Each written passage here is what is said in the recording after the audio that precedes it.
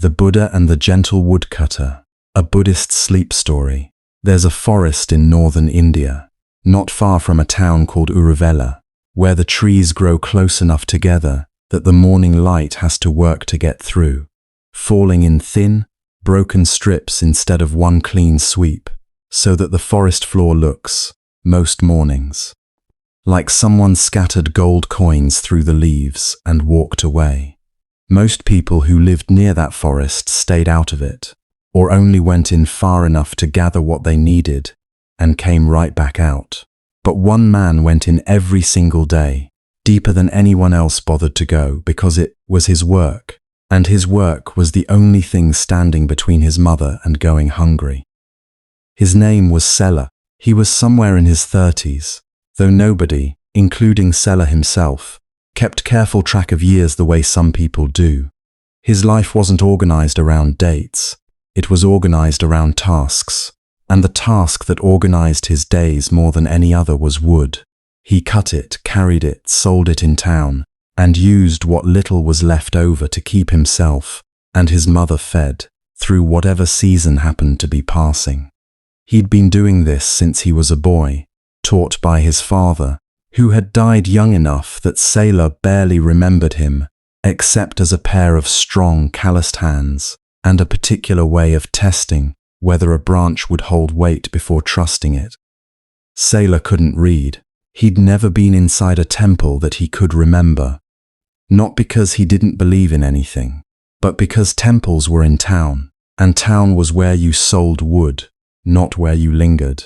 He believed vaguely, the way most people in that part of the world believed things back then, that there were forces bigger than himself moving through the world, that good and bad actions probably mattered somehow, that the priests who chanted at festivals knew something he didn't.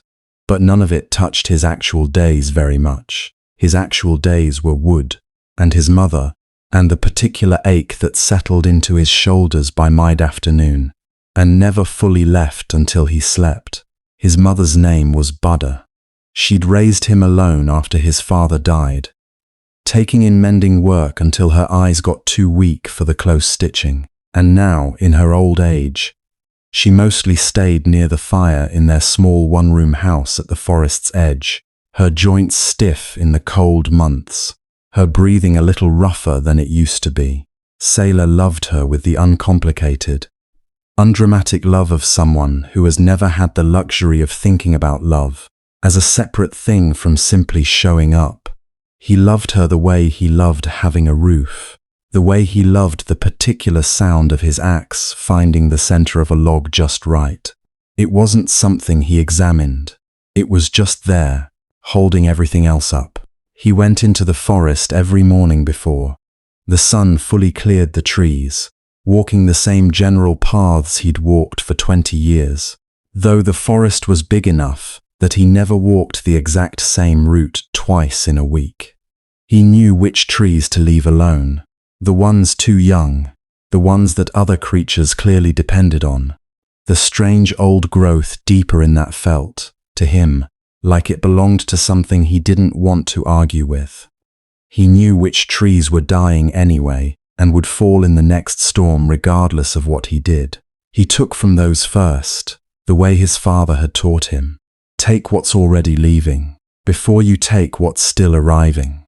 It was on an ordinary morning, the kind that didn't announce itself as different from any other morning, that he first saw the man sitting beneath the big fig tree near the eastern edge of the forest, the one whose roots spread out wide enough that 3 or 4 people could have sat in its shade without touching each other. Sela almost didn't notice him.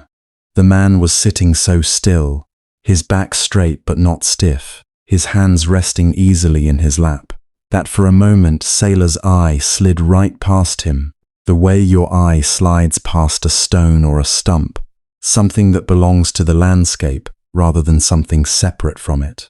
It was only the faint orange of his robe, slightly different from the browns and greens around him, that caught Sela's attention at all.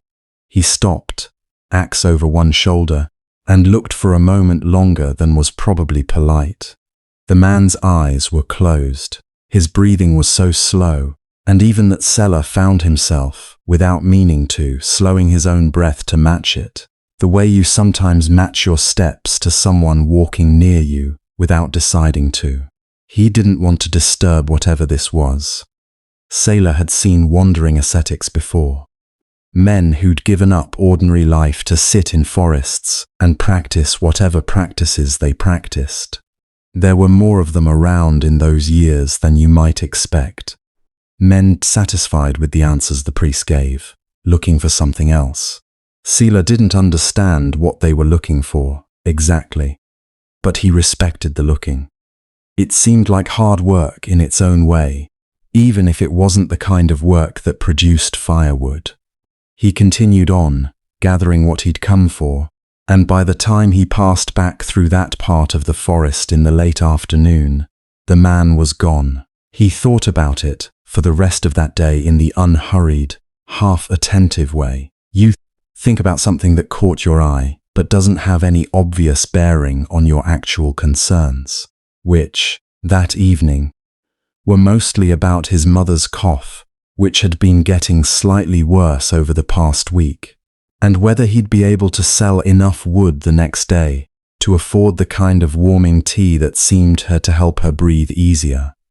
He saw the man again 3 days later, in almost exactly the same spot, sitting in almost exactly the same posture, as though he hadn't moved at all in the time between, though Sela understood, in some unexamined way, that this probably wasn't true, that the stillness was something practiced and returned to, not a single unbroken thread. This time Sela worked closer to the fig tree than he had any real need to, telling himself there was a particular dead branch nearby that was worth the trip, which was even true, in a marginal sort of way. He kept his distance, not wanting to intrude, but he found himself glancing over more than the work strictly required.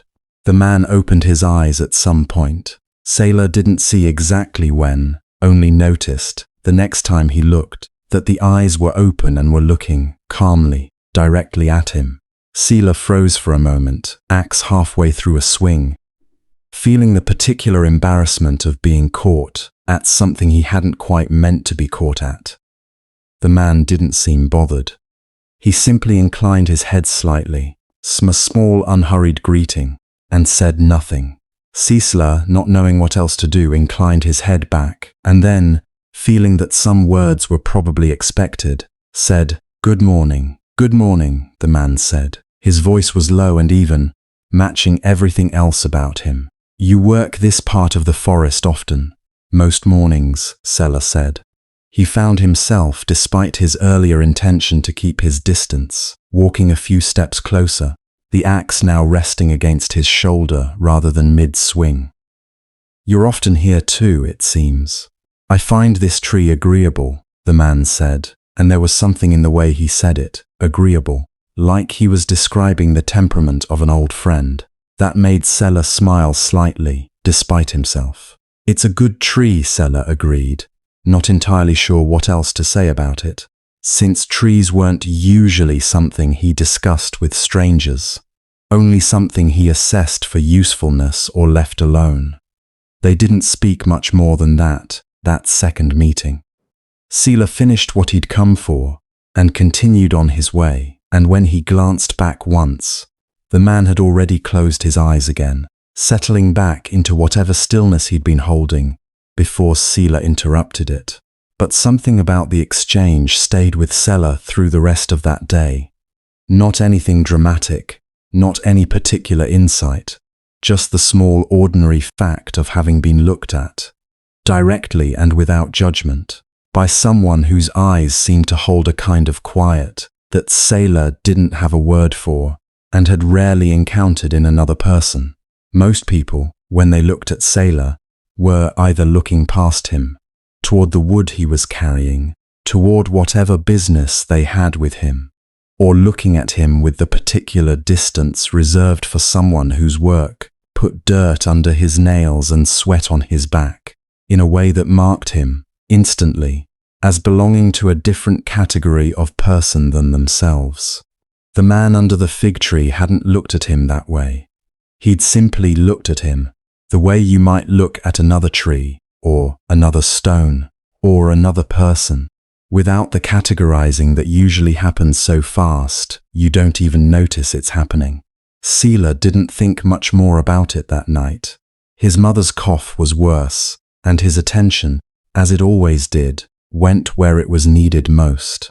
The rains came early that year the way they sometimes did, turning the small stream that cut through the eastern part of the forest from something you could step across without thinking into something with real current, real depth, the kind of water that could knock a person off balance if they weren't careful about where they planted their feet. Sela crossed it most days without much trouble. He'd learned the stream's moods over 20 years, knew where the footing was solid even when the water ran high. But one morning, several weeks after his second meeting with the man under the fig tree, he came around a bend in the path and found the man himself standing at the stream's edge, looking at the water with the particular careful attention of someone calculating something. "Trouble?" Sela asked, setting down the empty baskets he carried for gathering kindling. "The current's stronger than I expected," the man said. "I crossed here a few days ago without difficulty. The rains have changed things since then." Sela looked at the water and understood immediately what the man meant. The stream had risen enough that the usual crossing points were no longer reliable, and someone who didn't know the stream's particular character could easily lose their footing in the deeper channel that ran along the far bank. "There's a better way, about 30 paces upstream," Sela said. "Wider, but shallower. The current's gentler there because it spreads out more." "Would you show me?" the man asked. And there was something in the asking, a directness, without any embarrassment at needing help, that struck Sela as different from how most people asked for things. Most people who needed help from someone like Sela tried to disguise the need somehow, tried to make it seem like they were doing him a favor by accepting his assistance. This man simply asked, plainly, the way you'd ask anyone anything. Sela led him upstream to the wider crossing, and when they reached it, found himself, without entirely deciding to, offering his arm for balance as they crossed together, an offer the man accepted with the same plain directness, neither making a show of needing it nor pretending he didn't.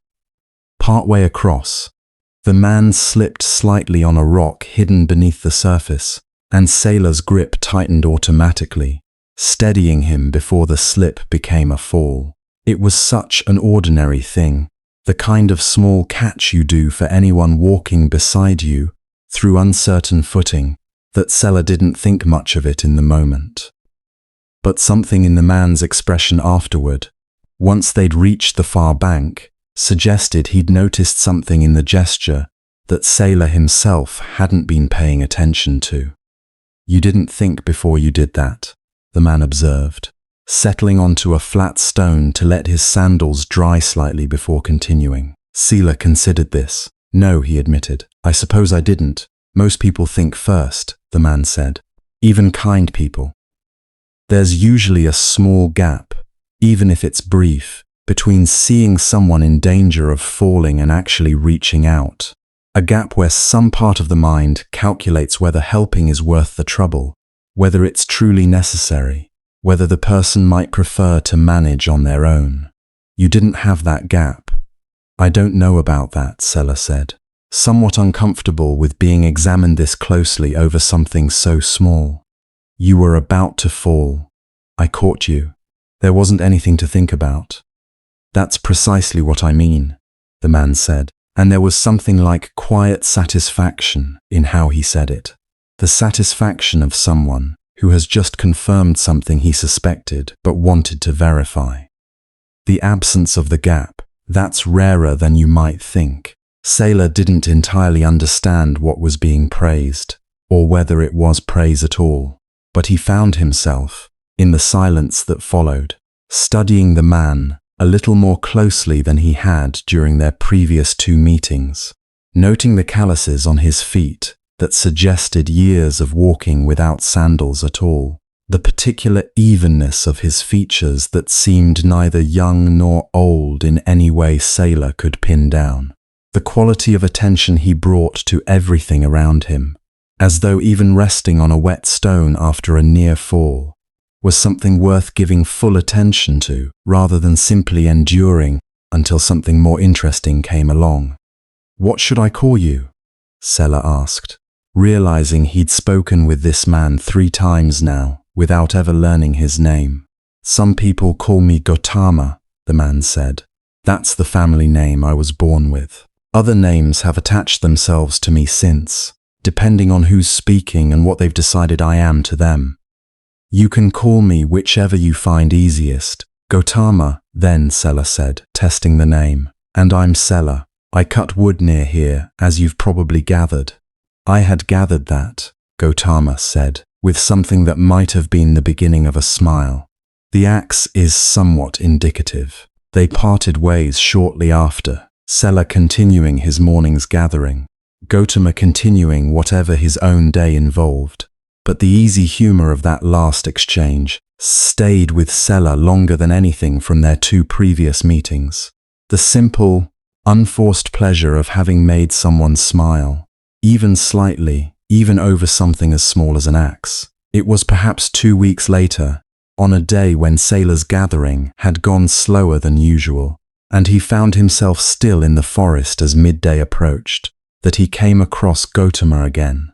This time not seated beneath the fig tree, but walking slowly along one of the forest paths, apparently simply walking with no obvious destination. Sela had brought that day a modest meal for himself, some rice, a bit of dried fish, wrapped in a leaf the way his mother always wrapped his midday food before he left each morning. It wasn't much, and it certainly wasn't more than one person needed, but something in him, seeing Gautama walking without any apparent food of his own, made him stop and unwrap the leaf packet before he'd entirely decided to. "Have you eaten?" Sela asked.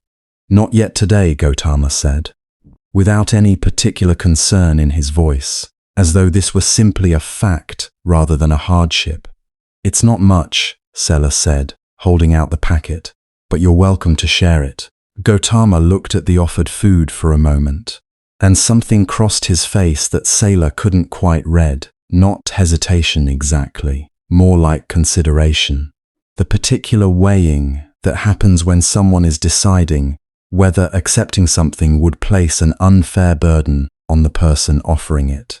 "It's truly not a burden," Sela said, anticipating the hesitation correctly. "I have enough. My mother packs generously." "Then I accept with gratitude," Gautama said, and the 2 of them sat together at the edge of the path, sharing what had been meant for one person between 2, in the unhurried way that meals are shared when neither person is rushing toward anything else. "Your mother," Gautama said, partway through the meal. "You've mentioned her before. She's unwell?" "Her cough's better than it was," Sela said, "though not entirely gone. She's old. I think some of what ails her now is simply the wearing down that comes with enough years, more than any particular sickness that could be cured with the right tea." "That's a hard thing to watch happen to someone you love," Gautama said, not as a question, simply as an acknowledgement, the kind of statement that doesn't ask you to respond, only lets you know you've been heard. "It is," Sela said, surprised by how much relief there was in simply having it acknowledged plainly, without the careful softening most people brought to the subject of his mother's decline, as though softening it somehow made it less true. "I try not to think about what happens after. I just try to make today easier for her than it would be without me." "That seems like wisdom to me," Gautama said, "whether you'd call it that yourself or not." They finished the meal mostly in silence after that, a comfortable silence, the kind that doesn't ask to be filled. And when Gautama rose to continue on his way, he said something that Sela would think about often in the months that followed, turning it over the way you turn over a stone whose weight feels different than you expected. You gave me food today without calculating first whether you could spare it, Gautama said. The same way you caught me at the stream without calculating first whether it was your place to catch me. I think you already understand something that takes many people a very long time to learn, even when they study very hard to learn it. I think you simply don't carry the same wall between seeing someone's need and responding to it that most of us carry, whether we want to or not. Sela didn't know what to say to this, partly because he wasn't entirely sure it was true, and partly because praise this direct, this considered, was not something he'd received often in his life, and he didn't quite know where to put it. I just do what seems obvious to do, he said finally, which was the most honest answer he could find. Yes, Gautama said, that smile returning just slightly, at the corners of his mouth. That's precisely what I mean. It was in town selling that week's wood that Sela learned what he hadn't pieced together on his own. He'd mentioned, almost in passing, to the merchant who bought his wood most regularly, a heavy-set, talkative man named Upali, who knew everyone's business within several days' walk, that he'd been spending time with a wandering ascetic who sat sometimes beneath the fig tree near the eastern stream. Tall man? Upali asked, pausing in his counting of coins. Calm in a way that's almost unsettling. Calls himself Gautama. That's him, Sela said. Upali set down his coins entirely and looked at Sela with an expression somewhere between disbelief and excitement. You've been talking with him? Actually talking, not just passing by. We've shared a meal, Sela said, uncertain why this seemed to matter so much to Upali. Helped him across the stream once, when the water was high. Sela, Upali said, lowering his voice slightly, though there was no one nearby to overhear. Do you know who that is? A wandering teacher, Sela said. That's all he's told me. He didn't say much else.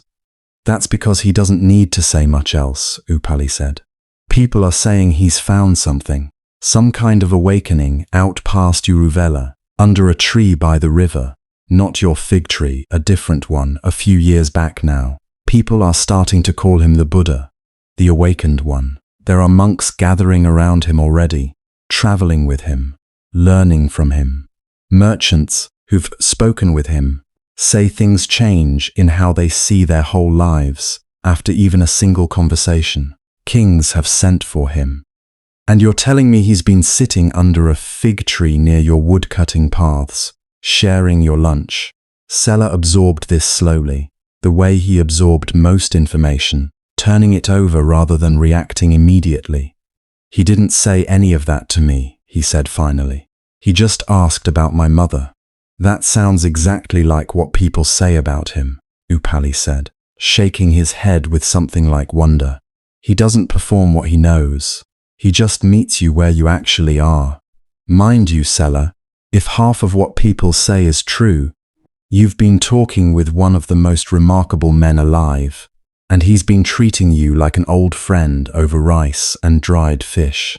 Sela walked home that evening with this new information sitting strangely inside him, not changing anything about what had actually happened between himself and Gautama. The conversations had been what they'd been. The kindness had been real kindness regardless of who was extending it, but adding a kind of weight to it that he hadn't anticipated. He found himself wondering uncomfortably whether he should have behaved differently in their meetings, whether his easy, unself-conscious way of talking to a woodcutter's everyday concerns had been somehow inadequate for someone people were calling awakened. He didn't see Gautama again for almost 3 weeks after that, partly because his mother's condition worsened during that stretch, requiring more of his attention at home, and partly, if he was honest with himself, because he wasn't entirely sure how to behave now that he knew what Upali had told him. His mother's cough had become something more serious by then, not the seasonal roughness it had been before, but something that kept her from sleeping through the night, that left her struggling for breath after even small exertions, like sitting up to eat.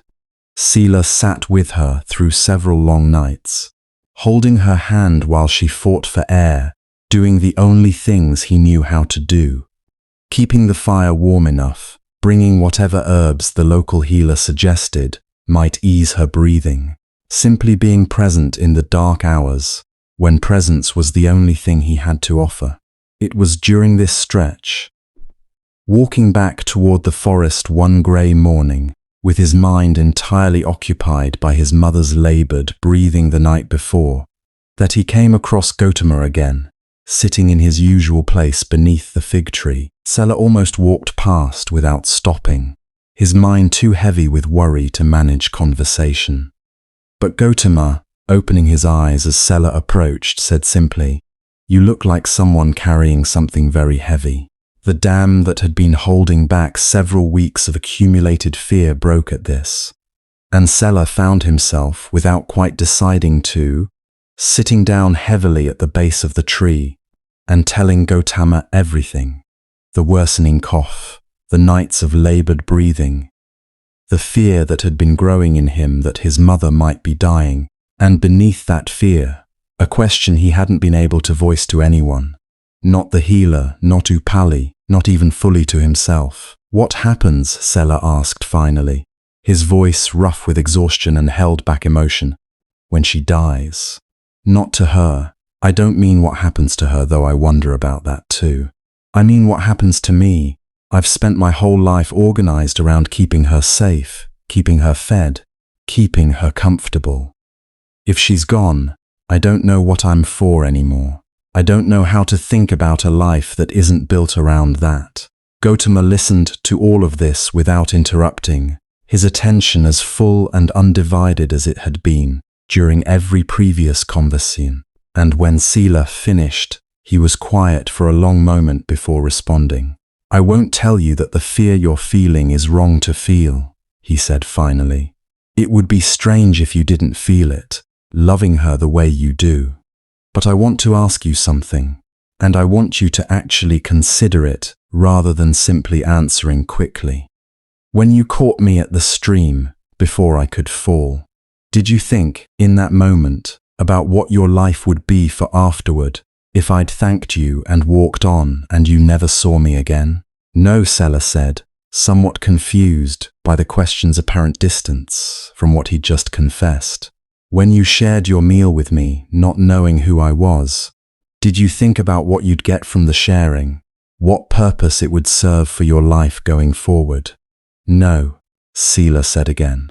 "That's the thing I want you to notice," Gautama said. "In both of those moments, you weren't living for some larger purpose that the action was meant to serve. You were simply responding fully to what was actually in front of you. The catching, the sharing, they were complete in themselves. They didn't need to be building towards something else to have value." "I don't understand what that has to do with my mother," Sela said. "I think," Gautama said gently, "that you've organized your understanding of your own life around the idea that it needs a purpose larger than the present moment. That caring for your mother is valuable because of what it's building toward, some future where the caring pays off, some larger meaning the caring serves. And I think that's why the prospect of her death frightens you in this particular way, beyond the ordinary grief of losing someone you love. You're afraid that without her, the purpose collapses, and you're left with nothing underneath it." Sela sat with this, feeling something uncomfortable shifting in his chest, not quite understanding it yet, but sensing that it mattered. "But what if," Gautama continued, "the purpose was never actually in the future you were building toward? What if it was always simply in the caring itself, complete in each moment you offered it, the way the catching at the stream was complete in itself, the way the sharing of your meal was complete in itself? If that's true, then your mother's death, when it comes, and it will come, the way all things that arise eventually pass, won't erase the purpose. It will simply mean that particular form of caring has reached its natural end, the way a fire eventually runs out of what it's burning. But the capacity in you that did the caring, The part of you that didn't hesitate at the stream, that didn't calculate before sharing your food, that doesn't disappear when she does. That's not built on her continuing to exist. It's simply what you are, regardless of what circumstances it happens to be responding to. Sela felt tears coming, unexpected and somewhat embarrassing, and he wiped at them roughly with the back of his hand, the way a man unused to crying in front of others does. I don't know how to not be afraid of losing her, he said. I'm not asking you to not be afraid, Gautama said. Fear is simply what arises when something we love is threatened. That's not a flaw to be corrected. It's the natural shape of love meeting impermanence. I'm only asking you to notice that beneath the fear, there's something in you that has never actually depended on her continuing to exist. The part of you that catches without calculating. The part of you that shares without counting the cost. That part was there before she got sick, and it will still be there after, whatever happens, available for whatever the next person, the next moment, the next need happens to be. They sat together for a long while after that, not speaking much more. And when Sela finally rose to continue toward the forest, something in him felt different, not lighter exactly. The weight of his fear for his mother hadn't disappeared, but somehow more spacious, as though the fear now had room to exist without crowding out everything else. Thank you, he said simply before turning to go. Gautama only nodded, settling back into his stillness beneath the fig tree, and Sela walked on into the trees, the axe heavy and familiar on his shoulder, his mind, for the first time in weeks, not entirely consumed by dread. Buddha died on a clear night in the early part of the dry season, 2 months after that conversation beneath the fig tree, with Sela holding her hand the way he had, through so many difficult nights before, except that this night her breathing simply slowed, and slowed further and eventually stopped, with a gentleness that surprised him. He had expected, somehow, that death would announce itself more violently, and instead it arrived the way evening arrives, gradually, without any single moment you could point to and say, there, that was the change. He sat with her body until dawn, not from any particular belief about what needed to happen in those hours, simply because he couldn't make himself move the way you sometimes can't move when something enormous has just happened and your body hasn't yet caught up to what your mind already knows. The neighbors helped with what needed to be done in the days that followed. The rites, the arrangements, the practical business of death that someone has to manage even while the person most affected by it can barely manage to eat. Sela moved through all of it, the way you move through things in the early days of grief, present in body but strangely absent in every other way, performing the necessary motions without feeling, particularly like the person performing them. It was perhaps a week after the funeral rites that he found his way back into the forest, not because he needed wood. Upali had told him, with unusual gentleness, that he could take whatever time he needed before returning to selling, but because the forest was the only place that still felt entirely his own, the only place where he didn't have to manage other people's careful, well-meaning condolences. He found Gautama in the usual place, and something in his face must have told the whole story before he said a word, because Gautama simply made room beside him on the ground and waited, without asking any questions, for Sela to speak when he was ready. She's gone, Sela said finally, his voice flat in the particular way grief sometimes flattens a voice, stripping out the usual variations of feeling because there's simply too much feeling to express through ordinary tones. I'm sorry, Gautama said, and there was nothing performed in how he said it. No practiced wisdom, no immediate pivot toward teaching, just the simple acknowledgement of sloths that Sela had needed and rarely received from the well-meaning neighbors who'd surrounded him in the days since.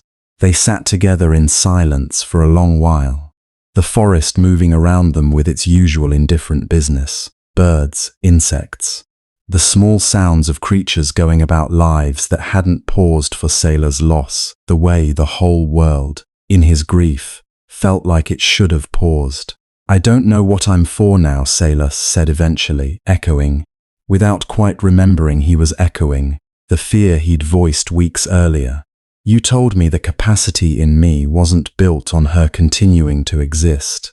I believed you in some way when you said it, but now that she's actually gone, I can't find it. I just feel empty." Gautama was quiet for a moment considering this, and then he reached down and picked up a small object from the ground beside him, a dry seed pod from the fig tree above them, the kind that fell constantly throughout the season, mostly unnoticed, mostly trodden underfoot without anyone giving them a second thought. "Do you see this?" he asked, holding it out. "A seed," Sela said, not understanding where this was going but willing to follow. "This tree," Gautama said, gesturing upward at the enormous fig spreading its shade over them, "was once exactly this small. Smaller, even smaller than what you're holding now. There was a time when this entire tree, everything it has become, everything it provides, the shade we've sat in together so many times, the fruit the birds eat, the roots that hold this whole section of riverbank in place, all of it existed only as potential, folded up inside something not much larger than a grain of rice." Sela turned the seed pod over in his hand, feeling its dry, papery lightness. "The seed had to die, in a sense, for the tree to live," Gautama continued. "It had to break open, lose its original form entirely, before what was inside it could become anything at all. If you'd asked the seed, in whatever way a seed could answer, what it was for, and the seed had said, 'I am for being a seed, staying exactly as I am,' then the tree never would have grown. The seed's entire purpose, everything it actually was for, only became visible in its ending, in the breaking open that looked, from the outside, like the seed's death, but was actually the seed becoming something far larger than it could have remained while staying intact." "I don't think I understand what you're telling me," Sela said, though something in him, some part that wasn't fully tracking the logic yet, sensed that this mattered. "Your mother's life was a seed too," Gautama said gently, "not in the sense that she was small or simple. Every life is enormous. Every life contains more than anyone outside it can ever fully see. But in the sense that her ending isn't simply an ending. Everything she planted in you across your whole life together. The patience you learned watching her patience. The unhesitating care you learned, because she modeled it for you every single day, without either of you noticing the modeling happening. None of that died with her. It broke open. It's growing now in you, in ways you can't yet see clearly because grief is still too close, too overwhelming, for you to notice the shape of what's actually happening." Sela felt tears coming again, the way they had beneath this same tree weeks before, but different this time. Less like the sharp panic of anticipated loss, and more like something being slowly, gently released. "You asked what you're for. Now that she's gone," Gautama said. "I think the honest answer is that you don't fully know yet, and that not knowing is itself part of the process, not a failure of it. The seed doesn't know, in the moment it breaks open, what shape the tree will eventually take. It only knows the breaking. The shape comes later, slowly built one small growth at a time, mostly invisible to anyone watching too closely, too impatiently for results." "What do I do then?" Sela asked. "While I'm waiting to find out what shape I'm becoming?" "You do what you've always done," Gautama said. "You respond to what's actually in front of you, the way you did at the stream, the way you did with your meal. You let the grief be exactly as large as it actually is without rushing it or suppressing it. And you trust, not blindly, but the way you'd trust a seed you'd planted and watered properly, that something is happening beneath the surface, even during the long stretch when nothing visible seems to be growing at all." Sela held the small dry seed pod for a long while after that, turning it in his fingers, feeling its papery lightness against his calloused skin, and something about its physical presence, small, unremarkable, easy to overlook, and yet containing, somehow, the entire enormous tree above them, settled into him in a way that words alone hadn't quite managed to. "Can I keep this?" he asked. "Of course," Gautama said, "though I'd suggest, eventually, planting it rather than simply carrying it. Seeds aren't meant only to be held. They're meant, eventually, to be given back to the ground, so that whatever they're capable of becoming has the chance to actually happen." Sela nodded, slipping the seed pod into the fold of his garment, near where he'd always carried the small knife his father had given him, the one practical object that had survived from a childhood he barely remembered. He returned to woodcutting the following week, the grief still present, still heavy in unexpected moments. A particular angle of afternoon light that reminded him of sitting with his mother by the fire, the silence of his small house in the evenings now, that there was no one else's breathing to listen for in the dark. But something had shifted, the way Gautama had described, not into the absence of grief, but into a different relationship with it. Grief as something he was carrying, rather than something that was carrying him, drowning him, the way it had felt in the first days after her death. He planted the fig seed at the edge of his small house's modest garden plot that same week, digging the hole himself with the same careful attention he brought to selecting which trees in the forest were ready to be cut and which needed more time. He didn't expect to live to see it become anything like the great tree under which Gautama sat. Fig trees, he understood vaguely, took decades to reach that kind of size, far longer than he had any reasonable expectation of living to see. But something about planting it anyway, trusting a process he wouldn't personally witness completing, felt like exactly the right response to everything Gautama had been trying to teach him. That purpose didn't require seeing the whole shape of what you were building, only trusting that the building was happening, season by season, mostly invisible, mostly unremarkable, until one day, long after you'd stopped watching closely, it had become something larger than you could have imagined when you first placed the seed in the ground. It was Upali, of all people, who first noticed the change in Sela. Not anything dramatic, just a particular quality of steadiness in how he carried himself when he came to sell wood, a settledness that hadn't been there before his mother's death, when grief might reasonably have been expected to leave him diminished rather than, somehow, more present. "You're different since you lost her," Upali observed one afternoon, counting out coins for that week's load. "Most people, when they lose someone, get smaller for a while. You seem to have gotten larger, somehow, though I can't quite say how." Sela considered this while he stacked the remaining wood for the next customer. "I think I understand something now that I didn't before," he said, "though I'm not sure I could explain it well." "Try," Upali said, setting the coins aside entirely and giving Sela his full attention, which was unusual for a man normally too busy with his trade to linger over conversation. Sela thought for a moment about how to put into words what Gautama had given him beneath the fig tree, the seed, the breaking open, the difference between purpose built on something continuing to exist, and purpose that was complete in each moment of its own giving. "I think," he said slowly, "that I used to believe my life only mattered because of what it was building toward, taking care of my mother, keeping her safe, making sure she didn't suffer more than necessary. And when she died, I thought that whole structure would collapse because the thing it was built around was gone." "And it didn't collapse?" Upali asked. "It didn't," Sela said.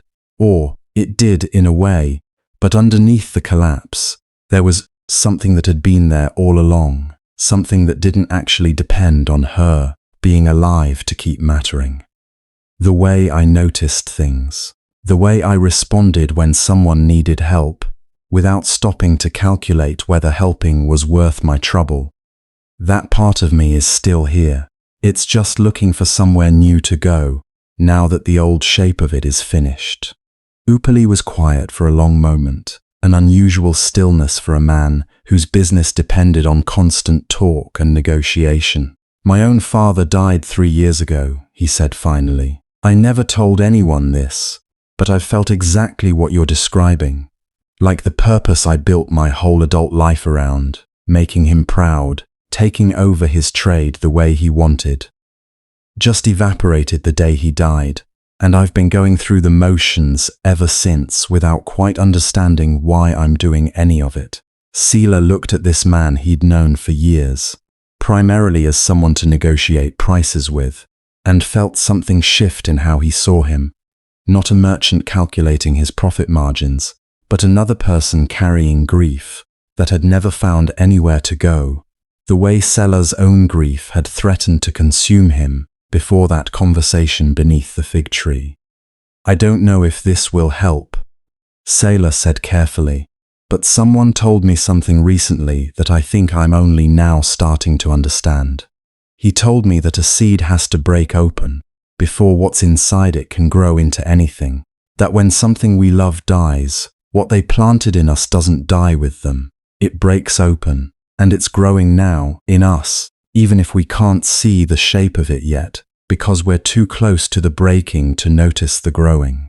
Upali absorbed this slowly, his usual brisk efficiency entirely absent, replaced by something more thoughtful, more uncertain. He asked. The same teacher I mentioned before, Sela said, the one under the fig tree. Upali nodded slowly, and something in his face suggested he was turning this over with real attention, rather than simply being polite. I think, he said finally, that my father taught me to be honest in my dealings, even when dishonesty would have profited me more. I never thought of that as something growing in me. I just thought of it as something I did, because he taught me to. But maybe that's the same thing you're describing, the seed already broken open, already growing, just not in a shape I'd recognized as growth. That sounds exactly right, Sela said, surprised by how easily the words came, how naturally he found himself extending toward Upali the same kind of attention Gautama had extended toward him.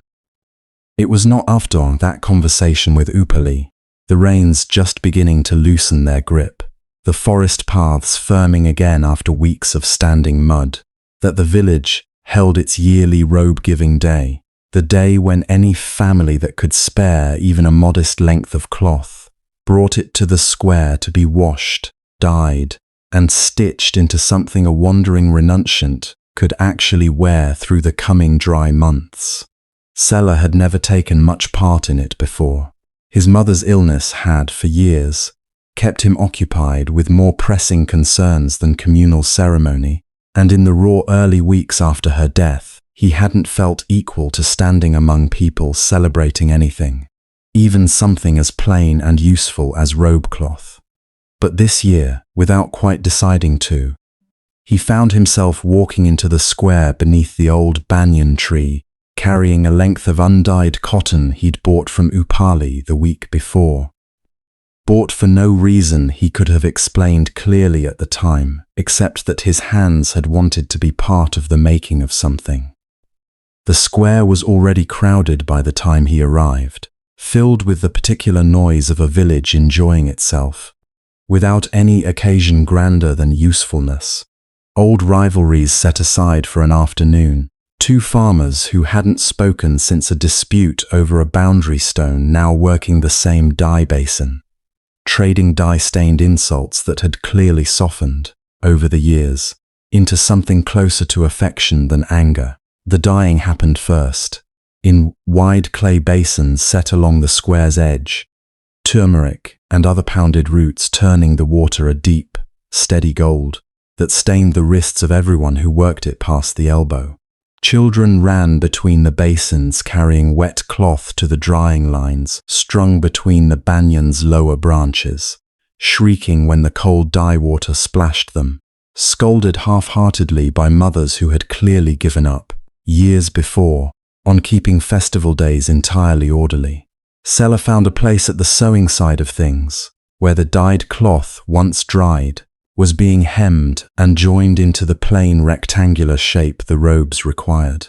His hands, skilled at an axe and a blade for splitting wood, proved almost comically clumsy with a needle, and after his third crooked stitch, an old woman named Revati, who had been sewing robes at this same gathering since before Sela was born, took the cloth gently from his hands without a word of criticism, and showed him, slowly, how to hold the needle so the thread pulled even.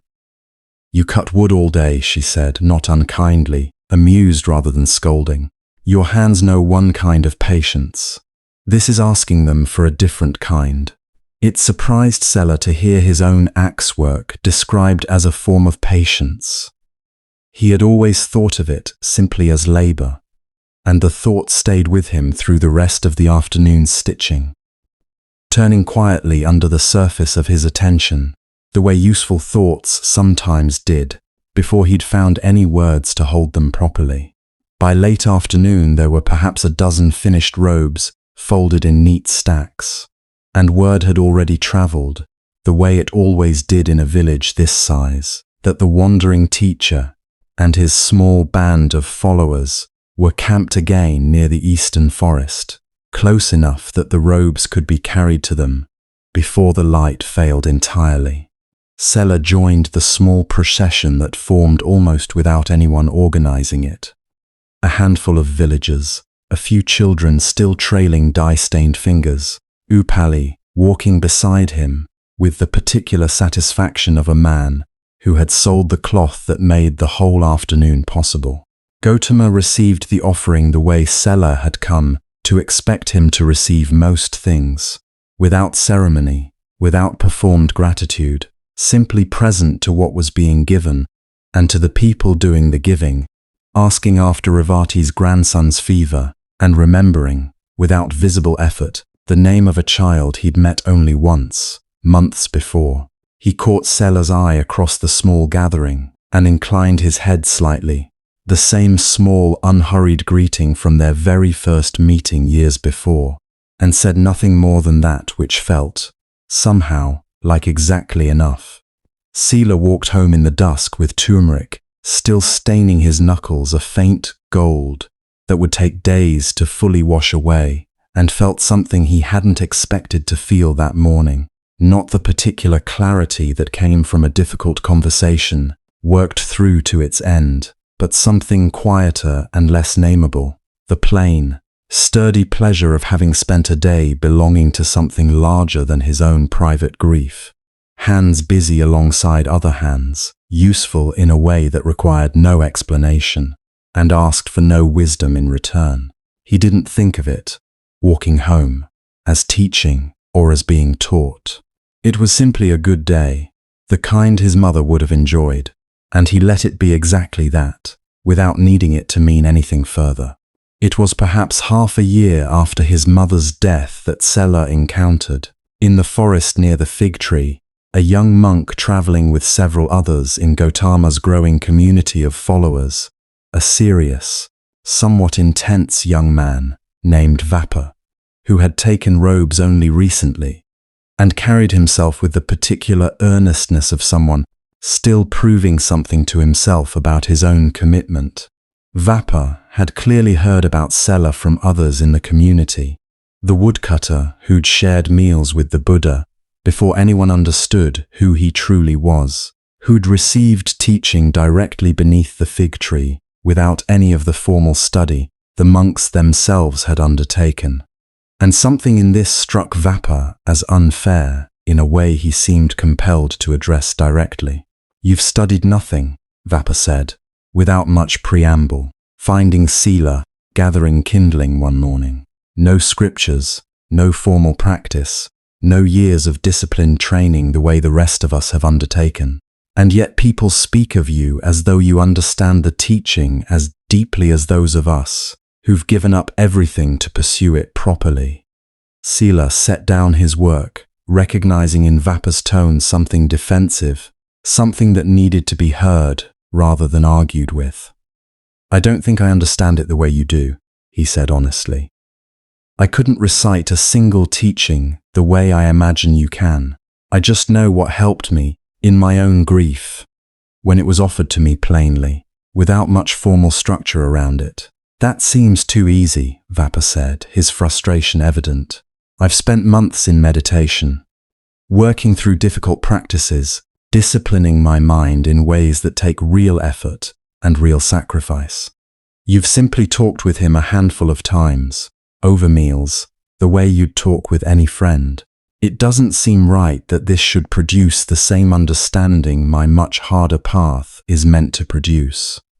Sela considered this carefully, recognizing the fairness in Vapa's frustration, even as he sensed something incomplete in how it was framed. I don't think it has produced the same understanding, he said slowly. I think what I have is much smaller than what you're working toward. I can sit with someone's grief without flinching from it. I can give without calculating first whether the giving is worth my trouble. But I couldn't teach you what you're learning in your formal practice. I couldn't guide someone else through the disciplined stages you're working through. What I have is useful for my own small life, in my own small forest, with the particular griefs that come to me. I don't think it's the same as what you're building. Vapa seemed somewhat mollified by this, though not entirely. Then why does he spend time with you the way he does? He asked. If what you have is smaller, why not spend that time teaching those of us actually working toward the larger understanding? This question struck Sela as genuinely difficult, and he sat with it for a while before answering. I think, he said finally, that maybe the small understanding and the large understanding aren't actually separate things, the way you're describing them. Maybe the small understanding, not flinching from someone's grief, not calculating before you help, is actually the foundation the larger understanding gets built on. And maybe he spends time with me partly because demonstrating that the foundation is available to anyone, even someone who can't read, even someone who's never sat in formal meditation, matters as much as the advanced teaching he's giving people like you. Vapa was quiet for a long moment, something shifting visibly in his expression, not full agreement, but a loosening of the defensive posture he'd arrived with. I think Sela continued carefully, sensing he had room to say more, that maybe you're afraid your hard work doesn't matter as much as you need it to matter. If someone like me can arrive at something resembling understanding without any of the discipline you've sacrificed so much for. But I don't think that's actually true.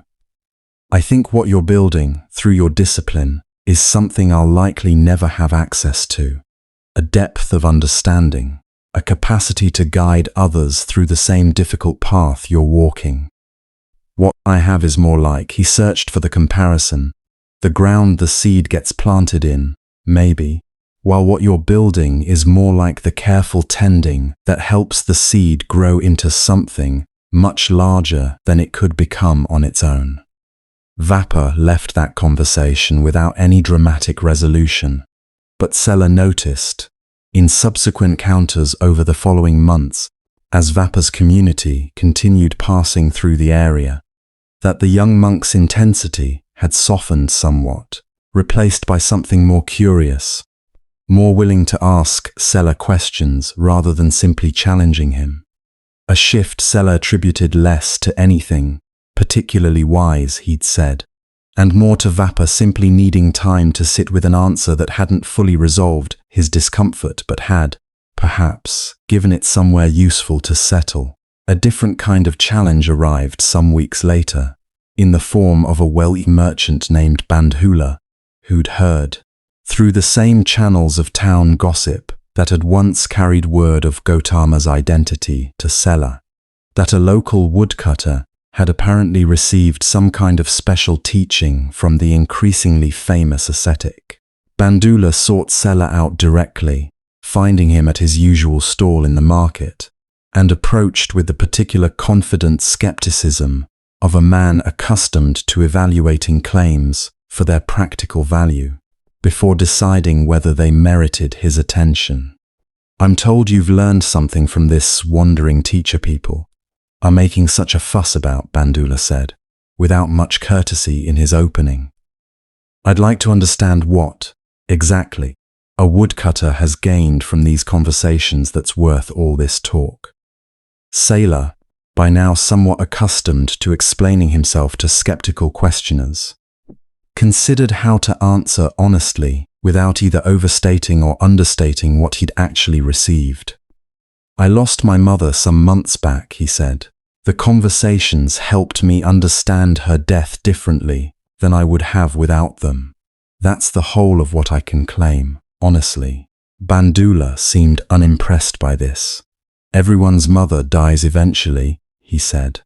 "Everyone finds some way to make peace with it, with or without a wandering teacher's help. I don't see what's remarkable in what you're describing." "Perhaps nothing is remarkable in it," Sela said evenly, not rising to the implied dismissal. "I'm not claiming to have gained wealth or status or anything you'd recognize as valuable in the way your trade recognizes value.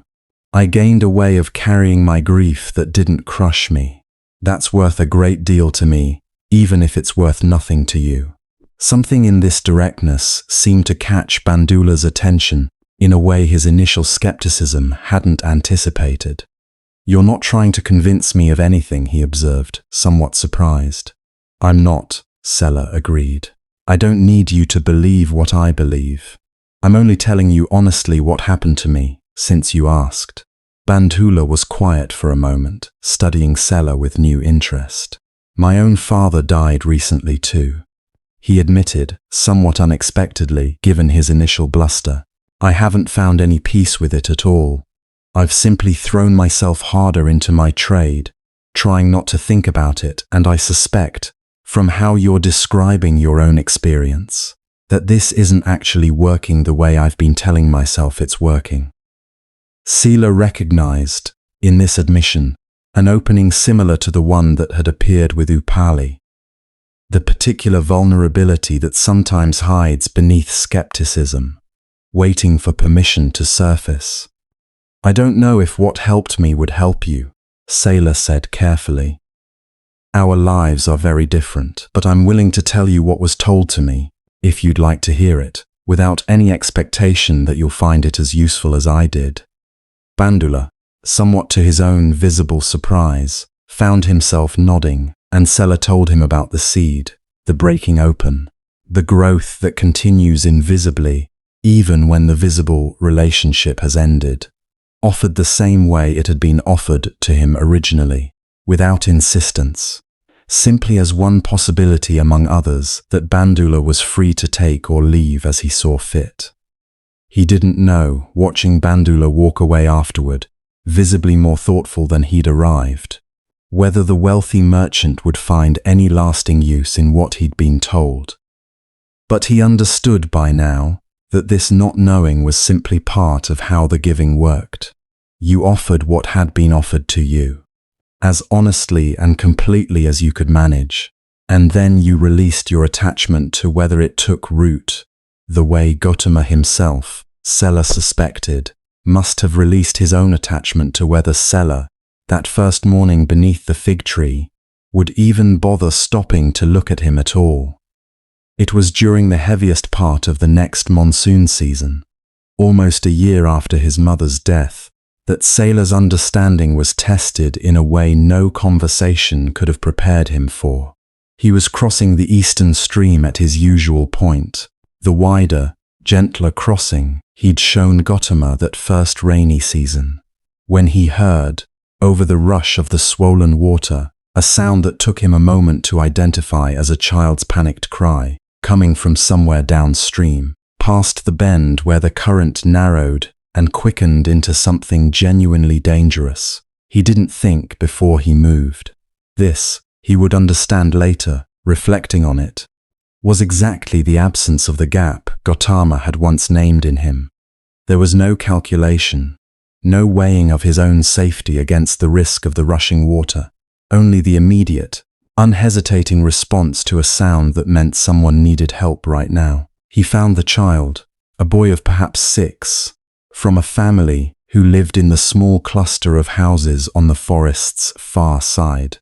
caught against a fallen branch in the narrow channel, his small body fighting the current with the desperate, exhausting energy of someone who didn't yet understand that fighting the water directly was the wrong strategy, that the water would simply win that particular fight no matter how hard a 6-year-old struggled against it. Sela waded in without testing the depth first, the water immediately higher and stronger than he'd expected, pulling at his legs with a force that nearly took his own footing before he'd even reached the boy. He grabbed for the branch the child was clinging to, using it as an anchor point, and worked his way close enough to get an arm around the boy's chest, pulling him free of the current's direct pull and angling them both, with everything his years of forest-honed strength could manage, toward the shallower water near the bank. It took every bit of strength he had, fighting a current that seemed determined to pull them both back into the channel's deeper, faster water, but he eventually got them both to ground, collapsing onto the muddy bank with the gasping, coughing child still held tight against his chest. Both of them soaked and shaking from cold and adrenaline in roughly equal measure. The boy's name, he learned once the child had calmed enough to speak, was Channa, and he'd been chasing a runaway ball when he'd slipped down the bank into water that had looked, from above, far gentler than it had actually been. Sela carried him home, both of them still dripping, and Channa's mother, a woman named Sumana, whom Sela recognized vaguely from the market, but had never spoken with directly, met them at the door with the particular barely controlled terror of a parent who has just glimpsed, however briefly, the possibility of losing a child. Her gratitude, once the immediate crisis had passed, and Channa was wrapped warm by their fire, was overwhelming in a way that made Sela uncomfortable. She wanted to give him money, food, anything she could offer in exchange for what he'd done, and he found himself, somewhat awkwardly, trying to deflect the magnitude of her thanks.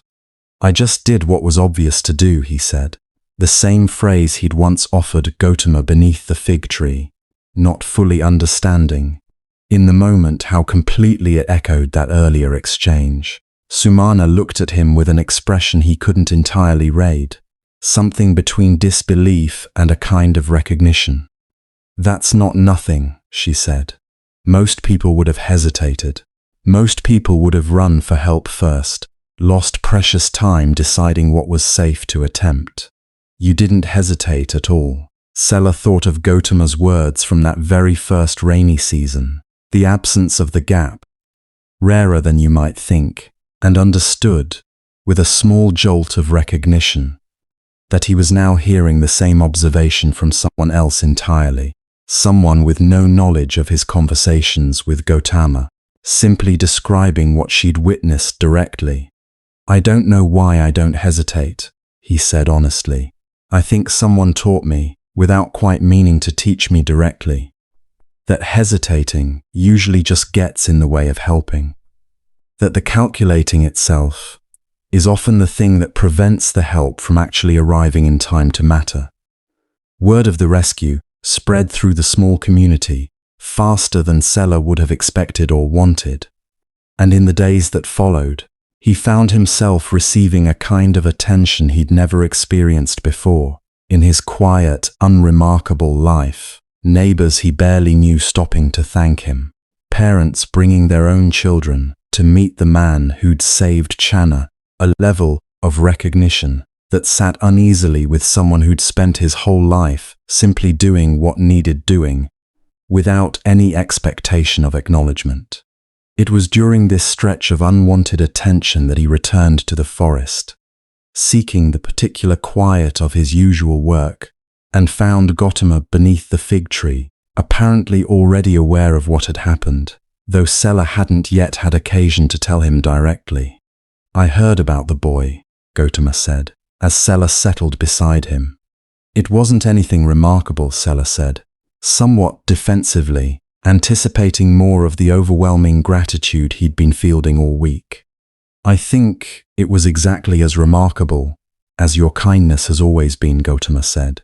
And there was no flattery in how he said it, simply the same plain observation he'd offered about the stream crossing all those months ago. The water was higher this time. The risk to yourself was greater, and you still didn't hesitate. I don't know if I'm comfortable with everyone treating it like something extraordinary, Sela admitted. I just did what felt obvious in the moment. It doesn't feel like it deserves all this attention. That discomfort is itself worth examining, Gautama said gently. Notice that you're not uncomfortable with having helped the boy. You'd do it again without hesitation, I suspect, regardless of how people respond to it afterward. You're uncomfortable with the attention, the praise, the way people now want to make something of you that feels separate from simply having responded to what was in front of you. That's exactly it, Sela said, relieved to have the discomfort named so precisely. I think, Gautama said, that this is actually a useful teaching, if you're willing to receive it as one. The helping itself was complete the moment it happened. You didn't need the boy to survive, didn't need his mother's gratitude, didn't need the community's recognition for the helping to have been worthwhile. All of that came afterward, separate from the actual moment of response. If you can hold the helping as complete in itself, without needing the praise that follows to validate it, you'll find the attention easier to bear, not because you're rejecting it rudely, but because you genuinely don't need it to know that what you did mattered. Sela sat with this, feeling something settle in him that had been unsettled since the rescue. Not resolving the discomfort entirely, but giving it a shape he could work with, rather than simply enduring. I think I understand, he said slowly. The same way catching you at the stream that first time wasn't about needing you to thank me. The catching itself was the whole of it. Exactly that, Gautama said, with something like quiet pride in his voice, the particular satisfaction of watching someone arrive, through their own direct experience, at an understanding that no amount of explanation alone could have fully delivered. In the weeks that followed, the community's attention gradually settled, as such things do, into something more ordinary. Channa's family remained warmly grateful, but the wider excitement faded into Sela simply being known, going forward, as the woodcutter who'd once pulled a child from the flooded stream, a fact about him rather than a constant subject of discussion. And Sela found, much as Gautama had suggested he would, that this settling into ordinary recognition felt far easier to carry than the initial overwhelming attention had. Proof, in its own small way, that the teaching beneath the fig tree had taken root in him deeply enough to hold steady, even when tested by circumstances no conversation alone could have fully prepared him for. Some years passed in the ordinary, unhurried way years pass for someone whose life is organized around seasons of woodcutting rather than any more dramatic structure. Sela continued his work, continued his now regular conversations with Gautama beneath the fig tree whenever the wandering teacher happened to be in the area, continued the small, accumulating practice of extending toward others the same attention that had once been extended toward him.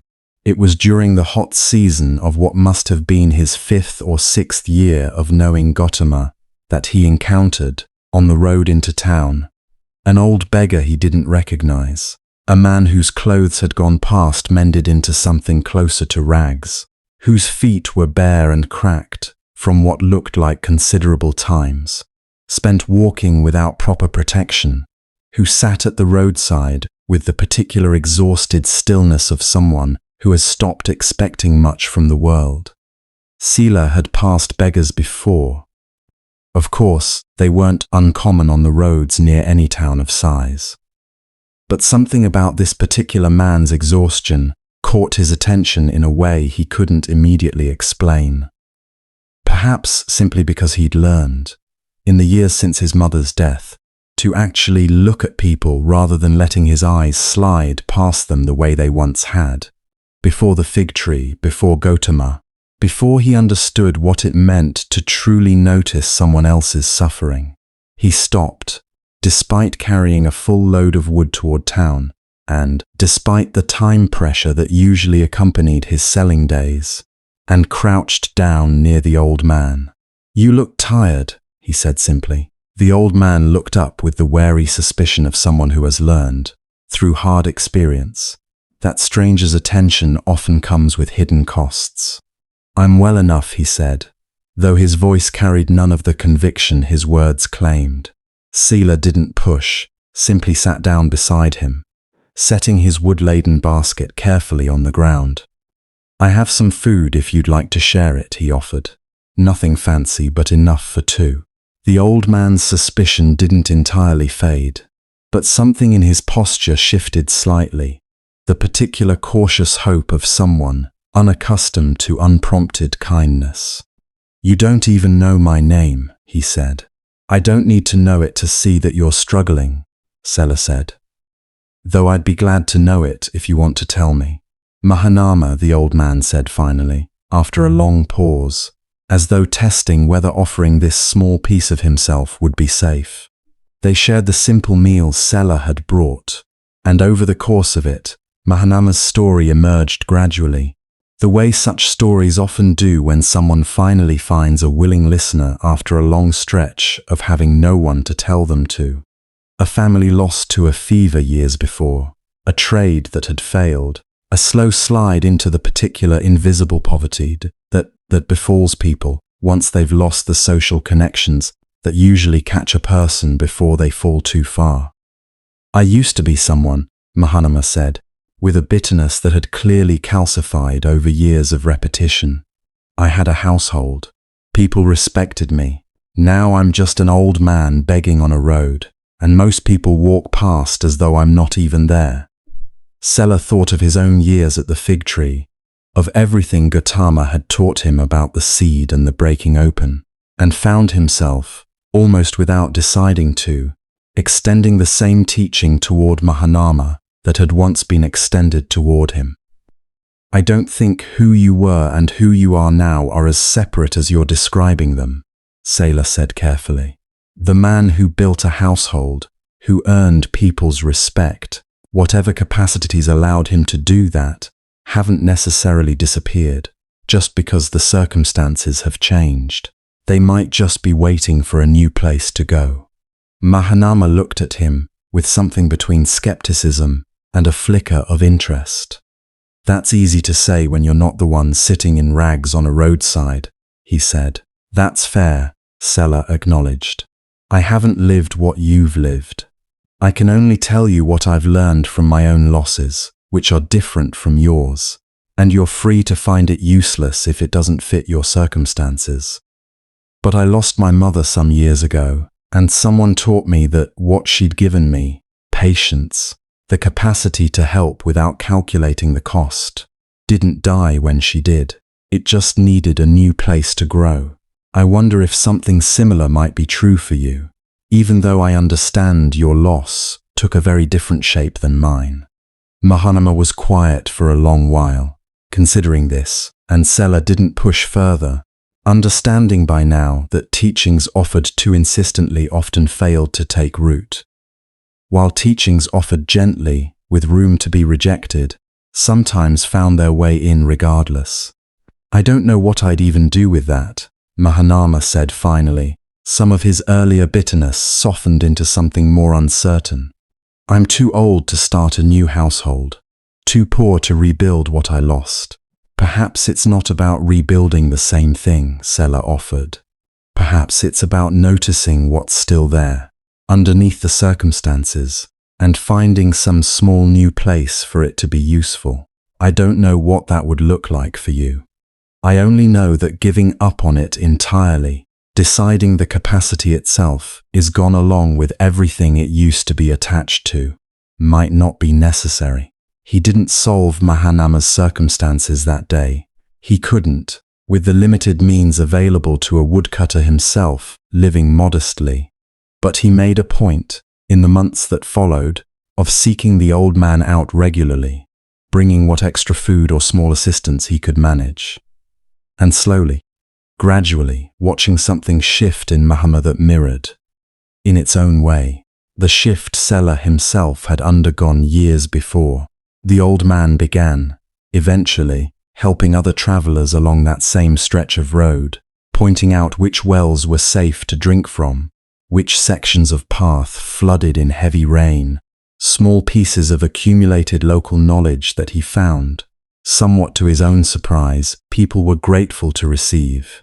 It wasn't the household he'd once had, but it was something, a new shape for capacities that had nearly been buried beneath years of bitter loss. It was around this same period when Channa, the boy he'd pulled from the flooded stream years before, had grown into a young man of perhaps 14, that Sela found himself, almost without planning it, becoming something like a teacher himself, in the small, informal way that fit his own unassuming nature. Channa had taken to following Sela into the forest sometimes, ostensibly to learn the woodcutting trade, since his own father worked as a farmer and had little use to teach him about timber. But the lessons that actually passed between them, Sela noticed, extended well beyond which trees to cut and which to leave standing. "Why do you always check on Mahanama, even though he's not family?" Channa asked one afternoon, having apparently noticed Sela's regular detours to the roadside where the old beggar now spent his days in slightly improved circumstances. Sela considered how to answer this in a way a 14-year-old could actually use. "Someone taught me once," he said, "that everyone's suffering matters, whether or not they're connected to us by blood or obligation. That the capacity to note someone struggling and to help, even in small ways, isn't something we should save only for people who've earned it through relationship. It's something we can offer simply because we're capable of offering it." Channa absorbed this with the particular seriousness teenagers sometimes bring to ideas that strike them as genuinely new. "Is that why you pulled me out of the water?" he asked, "even though you didn't know me?" "I didn't think about whether I knew you," Sela said honestly. "I just heard you needed help, and helping seemed obvious." "That seems like it should be obvious to everyone," Channa said, with the particular indignation of a young person newly recognizing a gap between how the world should work and how it often actually does. "It would be wonderful if it were obvious to everyone," Sela agreed. "I don't think it is, though, not naturally. I think most people learn it the way I learned it, from watching someone else demonstrate it, or from receiving it themselves at a moment when they needed it badly. I don't think I would have understood it as clearly as I do now if someone hadn't shown it to me first, beneath a fig tree, years before you were old enough to fall in the stream." "Who showed you?" Channa asked. "A teacher," Sela said, "a very unusual one. I'll tell you about him sometime, if you'd like, though I'm not sure I can explain him properly. Some things are easier to understand by living near them than by hearing them described secondhand." Channa nodded, accepting this with the particular trust young people sometimes extend to adults who've earned it through consistent, demonstrated kindness rather than through mere authority, and the two of them continued their work through the rest of that afternoon, Sela teaching what he knew about trees, and underneath that teaching, in the unhurried, unforced way such things actually transfer between people, teaching something else as well. It was inevitable, given how Gautama's reputation had grown across those years, that his time in the forest near Uruvela would eventually come to an end.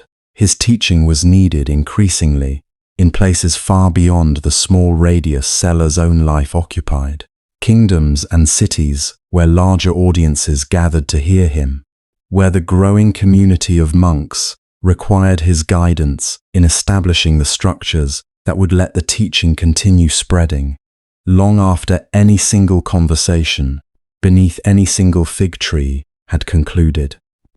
Sela understood this was coming before Gautama formally told him, sensing it in the increasing frequency of visitors who arrived from distant places, In the way Gautama's own community of followers had grown from a handful of serious young monks like Vapa into something resembling a small traveling village, in the particular quality of farewell that began entering even their casual exchanges, as though both of them understood, without needing to say it directly, that their time together was approaching some kind of natural conclusion. It was on a clear morning, perhaps 7 years after their first meeting, that Gautama told him directly he would be traveling east within the month, toward Rajagaha and beyond, and while he couldn't say with certainty whether he'd ever return to this particular forest, he wanted Sela to understand that the teaching itself, everything that had passed between them across these years, didn't depend on his continued physical presence to remain real. "I think I understood that already," Sela said, surprising himself slightly with how calmly he received the news, compared to how devastated he might have felt receiving similar news years earlier. Before everything he'd learned about seeds and breaking open and capacities that outlast the specific relationships that first revealed them. "I think you did too," Gautama agreed, something like quiet satisfaction in his voice. "Do you remember what I told you, after your mother died, about the seed needing to break open before what's inside it can grow?" "I remember," Sela said. "I think something similar is true of teaching itself," Gautama said. "I can plant something in you, the way I've tried to do across these years, but eventually I have to step back and let what's planted grow according to its own nature, in its own time, without my continued presence directing every stage of that growth. If I stayed here forever, sitting beneath this same tree, I think eventually you'd stop discovering things for yourself and start simply depending on me to discover them for you. The leaving, in its own way, is part of the teaching too." Sela thought of Mahanama, of Channa, of Upali and Bandula, all the people he'd extended teaching toward over the years, in his own small, unstructured way, without Gautama's direct guidance or oversight. "I think I've already been doing some of that growing on my own," he said, "without quite realizing it was part of what you were teaching me to do." "That's exactly the proof I'd hoped to see," Gautama said. "You've taken what was given to you and found your own ways of giving it forward, shaped by your own particular life, your own particular relationships, in ways I never specifically instructed you to do. That's not a failure of the teaching staying contained to just the two of us. That's the teaching working exactly as it's meant to work." It was during this same final stretch of weeks before Gautama's departure that a visiting royal official arrived in the area, a man named Vasakara, sent by a regional king to assess the growing community of followers gathering around the increasingly famous teacher, partly out of genuine curiosity and partly, it was understood, to evaluate whether this spiritual movement posed any kind of political concern worth the king's attention. Vasakara, finding his way to the fig tree and encountering both Gautama and, somewhat to his evident surprise, an ordinary local woodcutter sitting comfortably beside him, in easy conversation, couldn't entirely hide his confusion at the apparent mismatch. "Forgive my asking," he said, after the formal courtesies had been exchanged, "but I expected to find you surrounded by serious students, scholars, perhaps even other teachers seeking to understand your methods. I didn't expect to find you spending what sounds like considerable time with a simple woodcutter." Gautama's response was unhurried, carrying none of the defensiveness Sela might have expected, given how directly the official's surprise edged toward insult. "What makes you assume the woodcutter has less to teach me than the scholars would?" Gautama asked. Vasakara seemed genuinely taken aback by this reframing. "I suppose I assumed the teaching flows in one direction," he said. "From you to those who seek your wisdom. I've found, across many years of this work," Gautama said, "that the teaching flows most usefully when it moves in both directions. Sela here demonstrated something to me the very first time we met. That took me considerable formal practice to develop deliberately, an unhesitating responsiveness to whatever need actually presents itself, uncomplicated by the layers of calculation that formal training sometimes inadvertently adds, even while trying to remove other obstacles. I learn from watching that, the same way I hope he's learned something from our conversations about why that responsiveness works the way it does. Vasakara turned to look at Sela with new interest, his earlier dismissiveness visibly recalibrating. "Is this true?" he asked. "That you've taught him something, rather than simply receiving teaching?" "I don't know if I'd claim to have taught him anything," Sela said honestly, uncomfortable with claiming too much credit for what felt to him like simply being himself, rather than any deliberate instruction. "I think he's just paid close attention to how I naturally respond to things, and found something useful in that attention. I wouldn't say I set out to teach him anything at all." "Perhaps that's precisely the point," Gautama said, with something like amusement at how perfectly Sela's modest deflection illustrated exactly what he'd been describing. "The teaching that matters most often isn't deliberately delivered. It's simply lived, openly enough that others can observe it and draw their own understanding from what they witness." Vasakara left that encounter, by his own later account relayed back through various channels to Sela over subsequent months, genuinely unsettled in a productive way.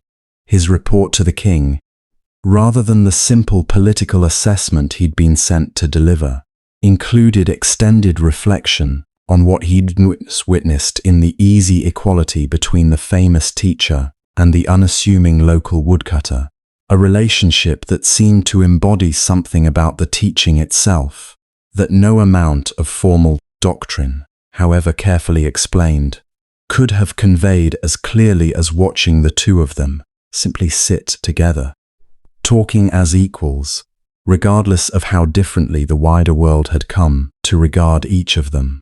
In the finals before Gautama's departure, the two of them spent considerable time together, much of it in comfortable silence rather than active teaching. The particular quality of presence between two people who have shared enough across enough years that words have become, in some sense, less necessary than they once were. "I want to give you something before I leave," Gautama said, on what would turn out to be their final morning together for what neither of them could yet know would be many years. "You've already given me everything I have," Sela said. "I'm not sure what more there is to give." Gautama reached into the fold of his robe and produced a small object, not anything elaborate, simply a worn wooden begging bowl, the kind monks carried for their daily alms, clearly used for many years judging by its smooth, handled patina. "This isn't valuable in any way the world would recognize," Gautama said, "but I've carried it since very early in my own teaching, before the community grew large, before kings began sending officials to assess me.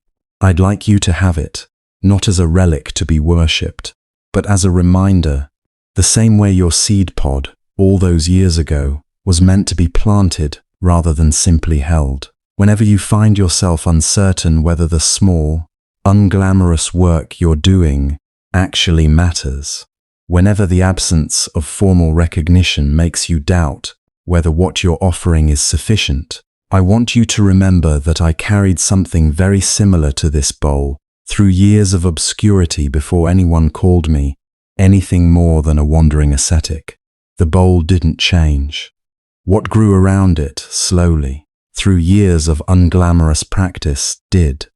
Sela accepted the bowl with both hands, the same instinctive gesture of full attention he'd brought to receiving things his whole life, and felt something settle in him. Not grief, exactly, though grief was certainly present in the knowledge that this particular chapter of his life was ending, but something more like gratitude large enough to hold the grief without being overwhelmed by it.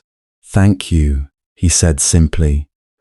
The same two words he'd offered after that very first transformative conversation about his mother's death, years before. Gautama only nodded, the same small, unhurried gesture he'd offered at their very first meeting, and the next morning he departed east toward Rajagaha, with his growing community of followers, leaving Sela standing at the edge of the forest, watching them go, the old wooden bowl held carefully in both hands.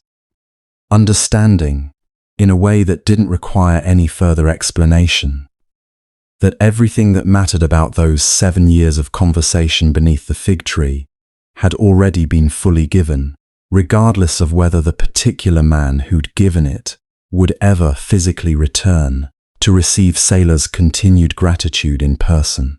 The years after Gautama's departure unfolded for Sela in much the way his earlier years had unfolded: woodcutting, selling, the ordinary rhythms of a modest life, lived close to the forest that had shaped nearly everything about who he'd become. But something had genuinely changed beneath the surface continuity, the way a riverbed remains recognizably itself, even as the particular water moving through it is never quite the same water twice. He kept the wooden bowl Gautama had given him on a small shelf near his hearth, not displayed prominently, not treated as anything sacred in the way some people might have treated a relic from someone increasingly spoken of, in the years that followed, as one of the great teachers of the age. He simply kept it where he could see it each morning, a quiet reminder of everything it represented. The unglamorous years of obscure practice, the trust that small, consistent attention mattered, regardless of whether anyone was watching closely enough to notice or praise it. Word reached him occasionally, through the same channels of travel and trade that had once carried news of Gautama's true identity, about the teacher's continuing journey, stories of vast audiences gathering to hear him in cities Sela would never see, of kings becoming students, of a community of monks and nuns growing into something that would clearly outlast any single lifetime, including eventually Gautama's own. Sela received this news with a kind of quiet pride that had nothing possessive in it. Pride not in having known someone who became famous, but pride in having witnessed firsthand the patient years of unglamorous practice that had clearly come before the fame, understanding, better than most of the people now flocking to hear the celebrated teacher speak, exactly how much quiet, unwitnessed cultivation had gone into producing what they were now privileged to witness. Mahanama, the old beggar Sela had befriended years before, died peacefully in his modest shelter near the road during this stretch, having spent his final years offering travelers the small accumulated wisdom of someone who'd learned, eventually, that his capacity to help hadn't actually died along with his earlier prosperous life. It had simply found a smaller, humbler shape to inhabit, no less real for being modest. Sela sat with him through his final days, the way he'd once sat with his own mother, holding space for someone else's, ending with the same unhesitating presence he'd brought to every difficult moment since that first transformative conversation beneath the fig tree. Channa, meanwhile, grew from the 14-year-old apprentice who'd once asked why Sela always checked on the old beggar into a young man who'd begun, almost without anyone formally designating him to do so, taking on something of the same role Sela himself had quietly occupied for years. The person in their small community others turned to when they were struggling, when they needed someone to sit with their grief without trying to fix it too quickly, when they needed, simply, to be truly seen rather than merely acknowledged. It was Channa, now in his early 20s, who came to Sela one evening with a question that struck Sela as remarkably similar to the question he himself had once carried to Gautama all those years before. "I don't know if I'm doing this right," Channa admitted, settling beside Sela near the small fire outside his house. "People come to me now, the way they used to come to you, and I try to help, the way you taught me, but I don't always know if what I'm offering actually matters or if I'm just imitating something I watched you do. without truly understanding it myself. Sela considered this carefully, recognizing, with something like wonder, that he was now occupying the position Gautama had once occupied for him, the elder offering reassurance to someone earlier in their own unfolding understanding. I think, Sela said slowly, that the not knowing is actually part of how it's supposed to work.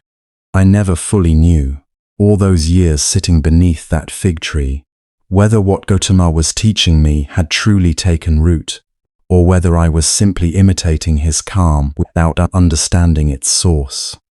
It was only through actually living it, catching someone at a stream, sharing a meal without calculating the cost, sitting with grief without rushing to fix it, that the understanding became truly mine rather than borrowed. So I just have to keep doing it, even without certainty? Channa asked. I think that's exactly right, Sela said. The certainty comes later, if it comes at all, built slowly through accumulated practice rather than arriving all at once through any single moment of clarity. You're already doing what matters most, showing up, paying attention, responding without too much calculation getting in the way. The rest tends to follow from that foundation, in its own time. Channa sat with this for a while, the fire crackling between them, and then he asked something that caught Sela slightly off guard with its directness. Did you ever doubt whether what Gautama taught you was real? Or did you always believe it completely, even at the start? Sela laughed softly at this, remembering his own early uncertainty, his discomfort upon learning who Gautama truly was, the weeks he'd avoided returning to the fig tree out of confused self-consciousness. I doubted constantly, he admitted. I think doubt is actually a natural companion to genuine practice, not a sign that the practice is failing. What matters isn't whether the doubt disappears entirely. I don't think it ever fully does, but whether you keep showing up anyway, keep responding to what's actually in front of you, even while the doubt sits alongside everything else you're carrying. That's strangely comforting, Channa said, something easing visibly in his posture. It comforted me too, Sela said, though I had to discover it myself, the same way you're discovering it now, rather than simply being told it secondhand and expecting that to be sufficient. The years continued unfolding after that conversation much as they had before, Sela's own body gradually slowing with age, the particular aches of decades of woodcutting settling permanently into his shoulders and back. His pace through the forest growing slower though no less steady, his attention, if anything, growing even more complete as the urgency of youth gave way to the patient thoroughness of someone who had learned, across a long life, exactly how much value lived in simply being fully present to whatever the day actually offered. He never remarried, never had children of his own beyond the informal, accumulated family of people he'd helped and taught across the decades. Channa, certainly, who had by now started a family of his own and brought his children sometimes to visit the old woodcutter who'd once pulled him from a flooded stream. Sumana, older now, who still occasionally sought Sela out, simply to sit near the man who'd once given her back her son. Even Vapa, the once intense young monk, who'd returned through the area years later, considerably softened by his own decades of practice, to thank Sela properly for a conversation that had, he admitted, shaped his entire subsequent understanding of what genuine teaching actually required. It was in his own old age, sitting one evening beneath the very fig tree where everything had begun so many decades before, the wood now too heavy for him to cut himself, his days spent mostly in the kind of quiet observation that had once seemed, to his younger self, like simply waiting for the next task to arrive, that Sela found himself thinking back over the whole long arc of his unlikely life. The boy who'd inherited his father's axe and his father's patience.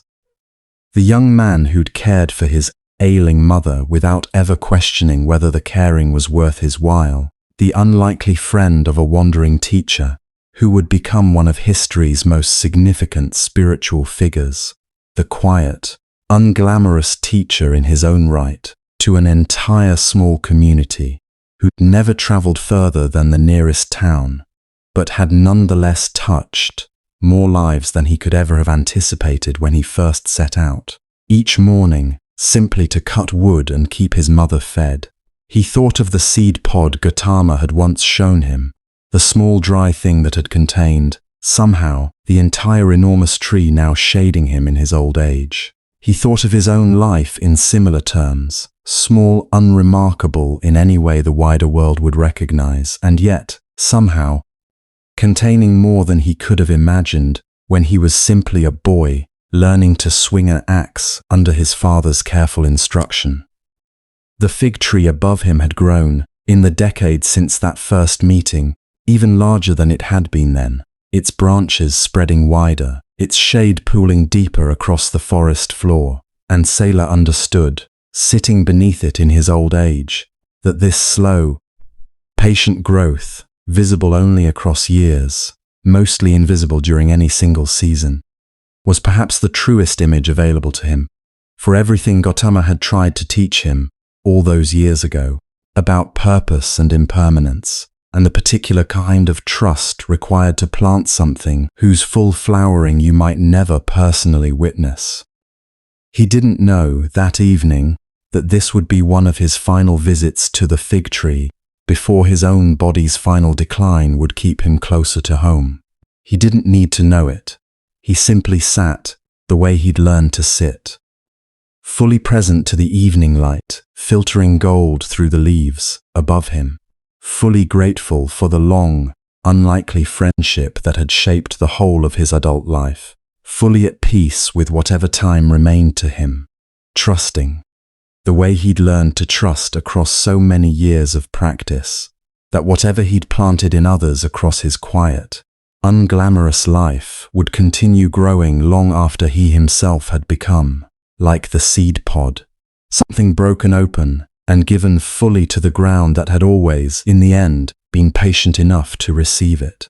Sela's final years were quiet ones, spent mostly near his small house at the forest's edge, his body finally too worn by decades of labor to manage the longer walks into the deeper forest he'd once moved through so easily. Channa and his family looked in on him regularly, bringing food, sitting with him through the long afternoons, and Sela found, in this final stretch of his life, a kind of peace that surprised him with its completeness.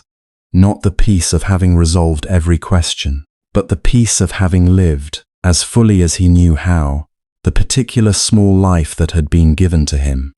The fig tree he'd planted from that single seed pod, decades earlier, in the small garden plot beside his house, had grown by then into something genuinely substantial, not yet the enormous spreading giant that Gautama's own fig tree had become, but tall enough, full enough, that it cast real shade across a good portion of his modest garden, tall enough that Channa's own children had taken to climbing its lower branches, the way children do with any tree sturdy enough to invite the climbing.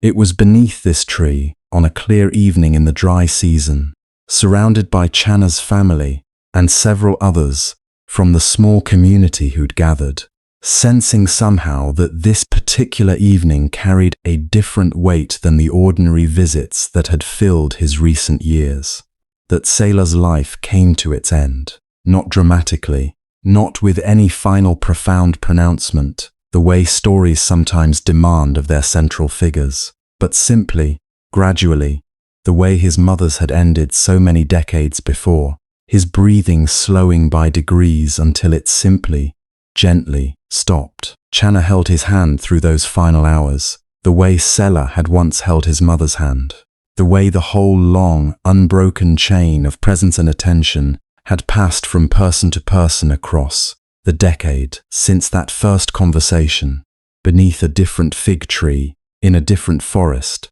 with a teacher whose name had since become known across the breadth of the land. There was no famous last teaching, no remarkable final words that history would remember and repeat.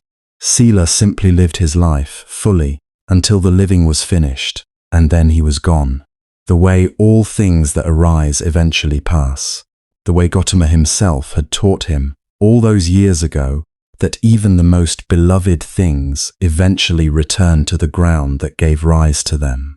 Word of his death reached, eventually, through the same channels that had once carried word of his early conversations with the increasingly famous teacher, all the way to wherever Gautama happened to be in his own continuing travels.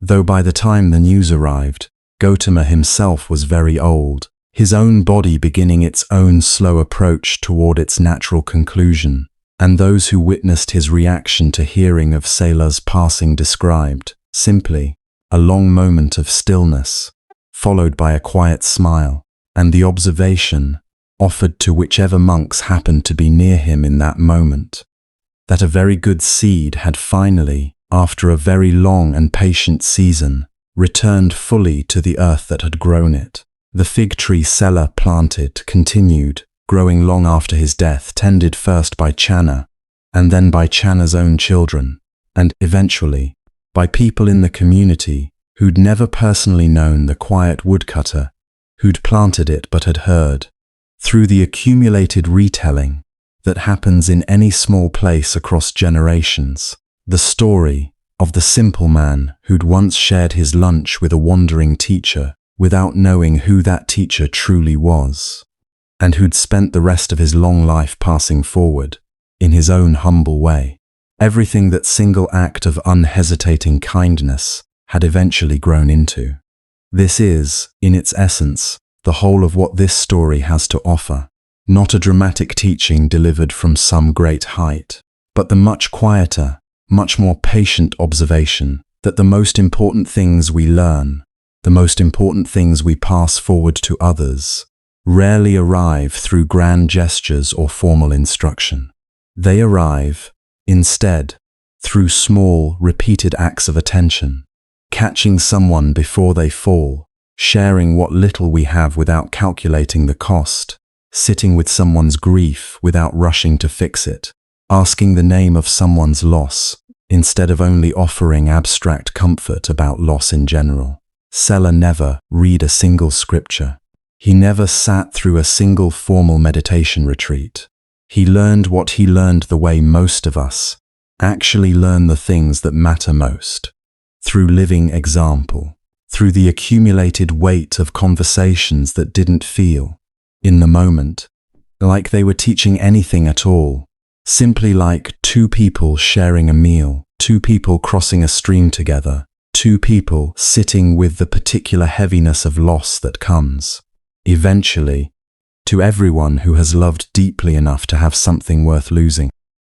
The teaching he carried forward across his own long life was simple enough to be summarized plainly, that what we give to others doesn't disappear when the relationship that first revealed it changes shape or ends entirely, that grief and purpose aren't actually opposites, the way fear sometimes convinces us they are, but neighbors capable of existing in the same space without one fully overwhelming the other, that the capacity to respond without hesitation, to help before we've calculated whether helping is worth our trouble, isn't a special gift reserved for the spiritually advanced, but something available, in its most basic form, to anyone willing to actually look at what's in front of them rather than past it. If you've been listening to this story tonight, drifting somewhere between waking and the sleep that's waiting for you, you've probably noticed something of yourself in Sela's quiet, unremarkable life, not because your circumstances match his, but because the questions he carried are questions most of us carry in our own ways. What happens to love when the person we loved is gone? What we're actually for once the structures that organized our days shift or disappear entirely? Whether the small, unwitnessed kindnesses we offer each day actually matter in any lasting sense, or whether they simply evaporate, forgotten, the moment they're finished. Sela's life suggests gently, without insisting, that they do matter, that the seed, once planted, continues its quiet, mostly invisible work of growing, season after season, whether or not we're still present to witness the eventual shape it takes. The mother who teaches patience through her own patient example. The child who learns kindness by watching it lived rather than only hearing it preached. The woodcutter who shares his lunch with a stranger, never imagining that single unhesitating gesture would shape the whole of his subsequent life, and through him, the lives of everyone he touched across the following decades. You don't need to remember the details of this story to carry forward what it's offering. You don't need to recall Sela's name, or Gautama's, or any of the smaller names woven through this telling. Mahanama, Sumana, Chana, Vapa. What matters is simpler than any of that. The felt sense, settling now into the quiet space between this story and your sleep, that whatever you've given to others across your own life, whatever patience, whatever unhesitating help, whatever willingness to sit with someone else's grief without rushing to fix it, none of it has been wasted. None of it has disappeared. Even if the people who received it are no longer in your life, even if you yourself can no longer trace the particular shape it eventually grew into, it's still growing. Somewhere, in someone, in some form you may never personally witness.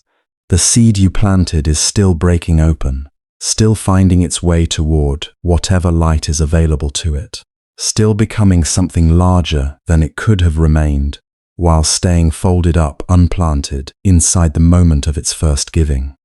Let that be enough tonight. Let the small, accumulated kindnesses of your own life, the ones you remember clearly and the ones you've long since forgotten you ever offered, settle into you, the way evening settles into a forest, gradually, completely, without announcement.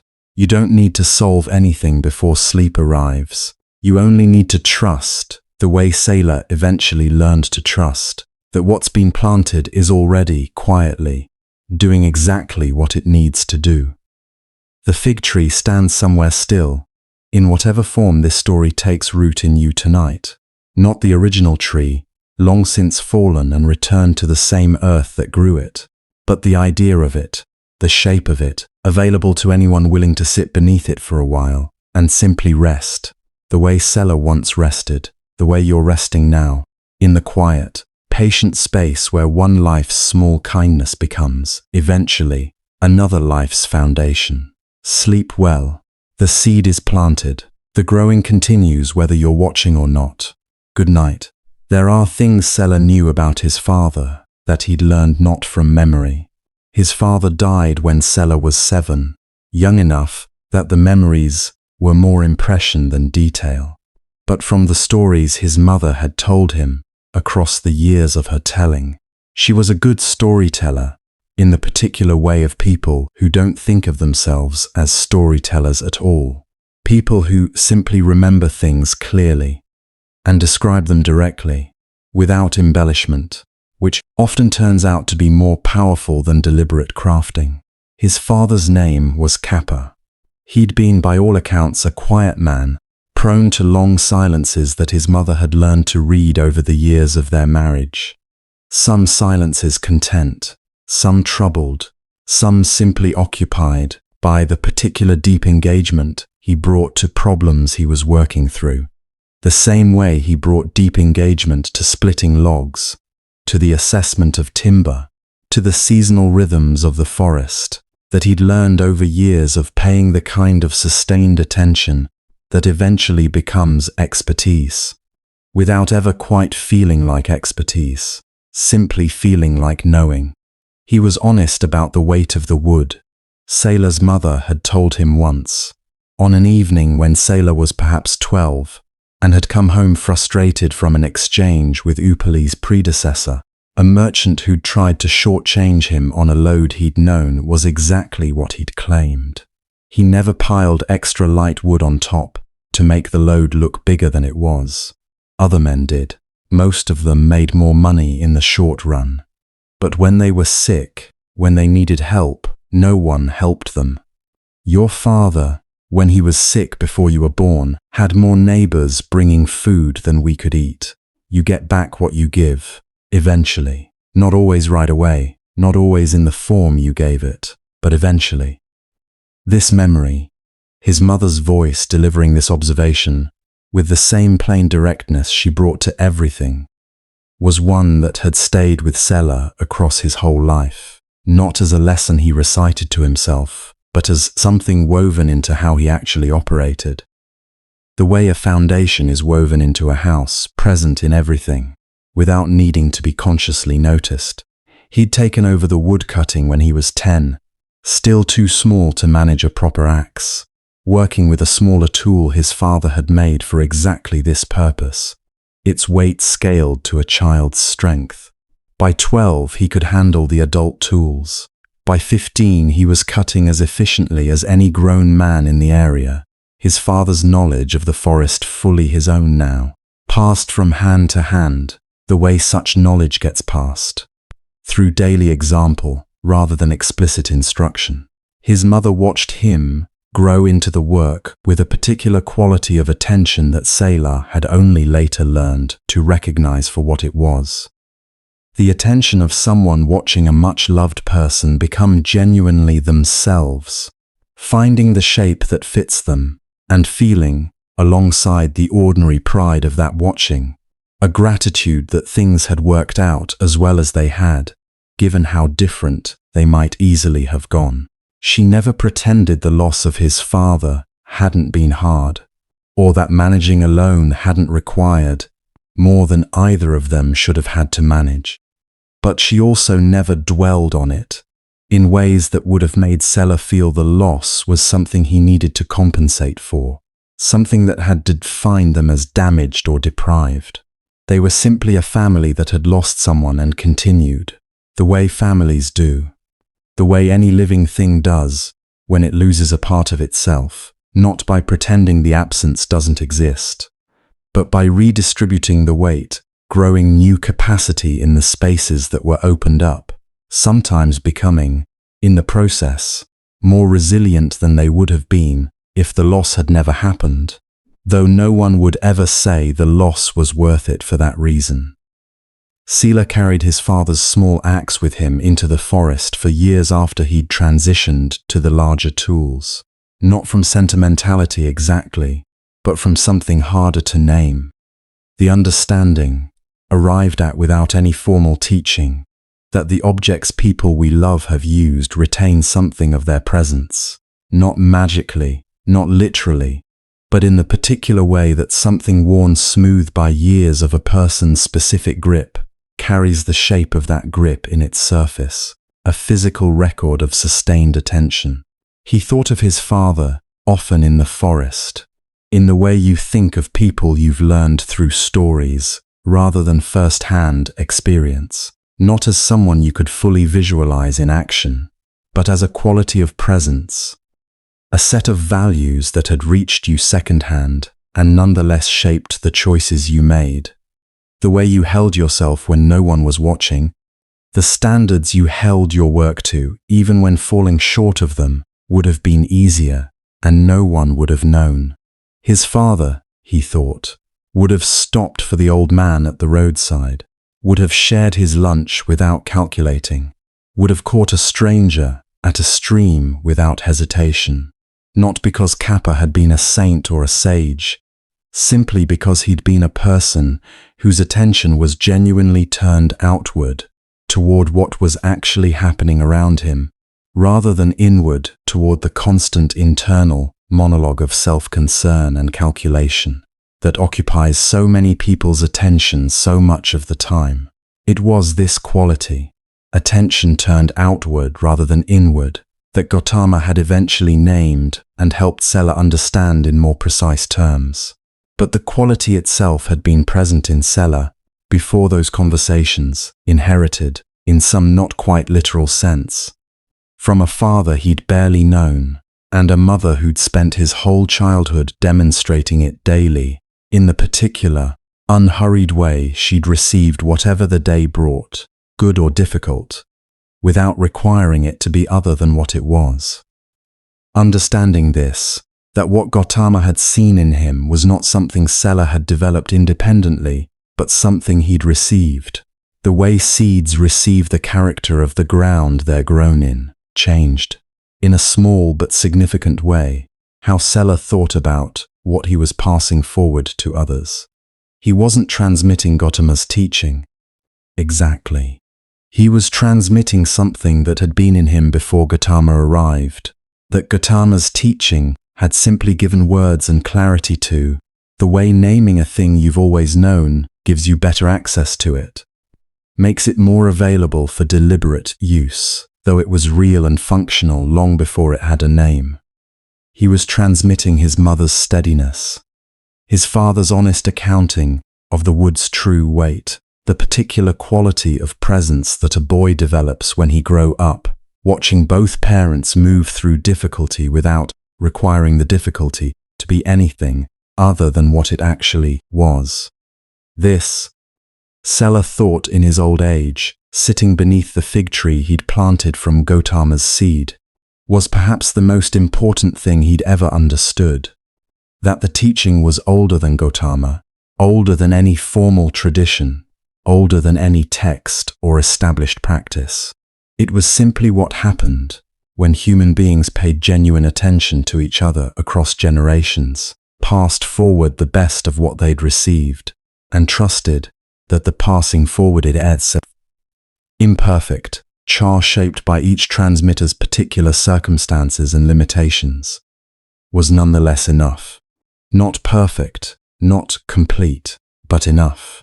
The fig tree above him rustled in the evening breeze, its leaves catching and releasing what remained of the day's light, and Sela sat with this understanding the way he'd learned to sit with things, fully, without rushing it toward any conclusion, letting it simply be what it was, as large as it needed to be, exactly the shape it actually was, no different. The dry season 3 years after Gautama's arrival in the area was the worst in living memory, according to the oldest residents, who had a way of making such comparisons with the authority of people whose memory actually extended back far enough to serve as a credible baseline. The stream nearly vanished entirely, reduced to a thread of water along its lowest channel that was barely adequate even for the forest's own needs, let alone the surrounding farmland that depended on it for irrigation during the growing months. Sela's woodcutting was affected less than most livelihoods. The forest remained, and the trees still needed cutting, and the demand for firewood in a dry season was, if anything, higher than usual. But he watched what the drought was doing to the farmers around the forest's edge, with the attentive concern of someone who understood. From his own years of managing a modest living against the constant variability of natural conditions, exactly how precarious things could become when the expected rhythms failed. A farmer named Nagita, whose fields directly bordered the forest's eastern edge, came to Sela's house one evening, in the 3rd month of the drought, with an expression caught between pride and necessity. The expression of someone who has been raised to solve his own problems and is not accustomed to asking for help, doing so now only because the alternative has become worse than the discomfort of asking. "I'm not going to make it through this season without losing the whole crop," Nagita said plainly. "I've held out as long as I could. I'm asking if there's anything you can do to help me extend the water supply from the forest stream for another few weeks until the rains come." The question required some thought, because Sela wasn't certain there was anything he could do, practically speaking, about the stream's reduced flow. That was a fact of the drought, not something human effort could directly counter. But he understood water flow through the forest well enough, from decades of daily crossing and observation, to know which sections retained pools longer than others, which spots along the bank might be dug slightly deeper to access what moisture remained in the ground, even when the surface had dried. "Come with me in the morning," Sela said. "I think there may be something we can try." What followed was 3 weeks of practical, unglamorous work, Sela and Nagita, and eventually several other farmers who'd heard about the effort, digging small channels and crude catch basins in the forest's lower sections, moving water by hand in ways that were thoroughly inefficient by any measure, but that nonetheless extended, just barely, just enough, the period during which a diminished but adequate supply reached the parched fields at the forest's edge. It didn't save everyone's harvest. It helped some and not others, the differential determined by factors of geography and timing, more than fairness or merit. But it was, Sela thought, exactly the kind of effort that made sense, not a solution to the drought itself, which was beyond anyone's capacity to solve, but a response to what was actually possible within the constraints the drought imposed. The same way his own life had always been organized around working skillfully within whatever constraints presented themselves, rather than demanding the constraints be different. Gautama found him one evening near the end of this effort, sitting exhausted at the forest stream's edge, his hands and arms dirty from the day's digging. "You've been doing this for weeks," Gautama observed, settling beside him with the same unhurried ease he brought to everything. "Someone had to try," Sela said. "Others didn't," Gautama pointed out. "Most people in circumstances like yours, your own livelihood relatively protected, no direct obligation to help neighbors whose farming has nothing to do with your woodcutting, would have watched the drought damage their neighbors' crops without feeling any particular responsibility to do anything about it." Sela shrugged, uncomfortable as always with examinations of his own goodness. "My father would have done the same," he said. "That's probably the whole explanation." "And yet," Gautama said, "your father is not here doing it. You are." Sela didn't have a response to this that felt adequate, so he simply sat with the silence that followed, watching the thin thread of remaining stream water make its patient way between the stones and dry banks, doing what it could with what remained. "Can I ask you something directly?" Sela said after a while. "Of course," Gautama said. "Why does suffering exist at all? Not my suffering or Nagita's drought or any specific instance.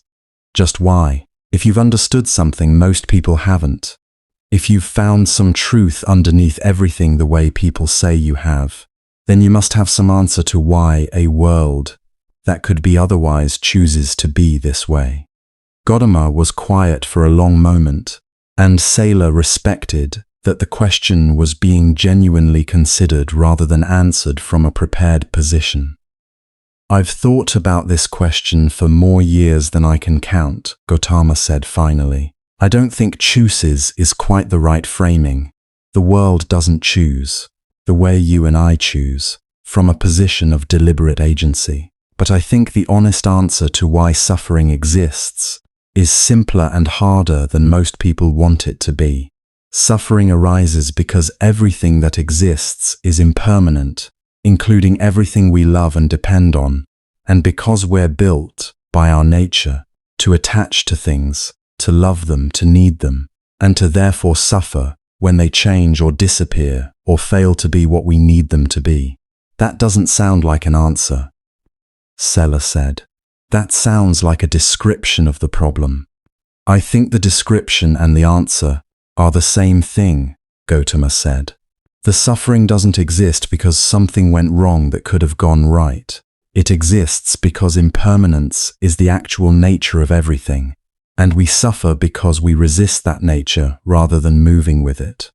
Not because resistance is stupid or wrong, it's very human, and in many circumstances it's exactly what we should do, digging channels in a drought because that's what's possible, but because resistance to the fundamental fact of impermanence itself, the insistence that things we love shouldn't change and eventually end.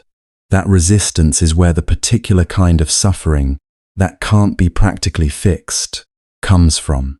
"So the answer is to stop loving things?" Sela asked. "Because that seems like a terrible answer."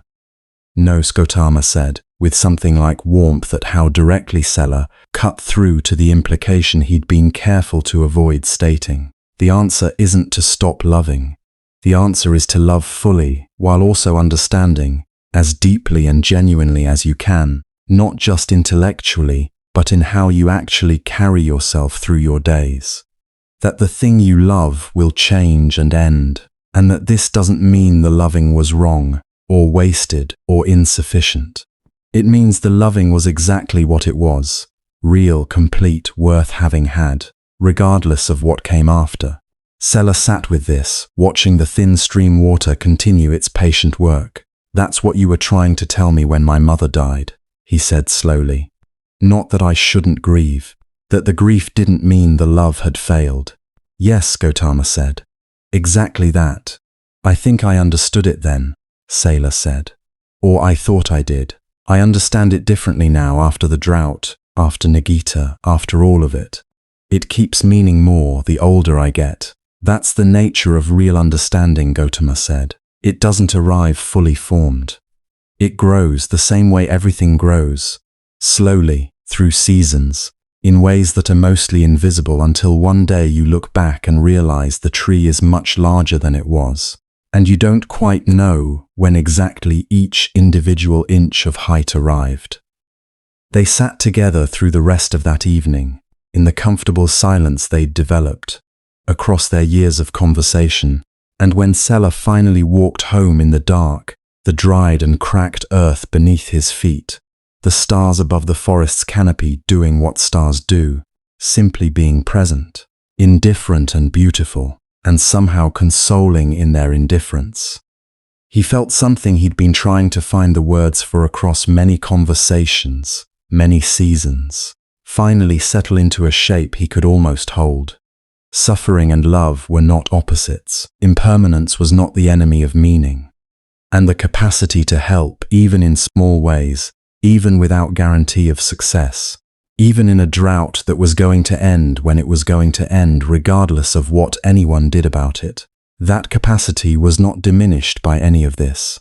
If anything, it was clarified, sharpened, made more precious, precisely because it operated within limits, within seasons, within the same impermanence that made everything else both heartbreaking and worth doing.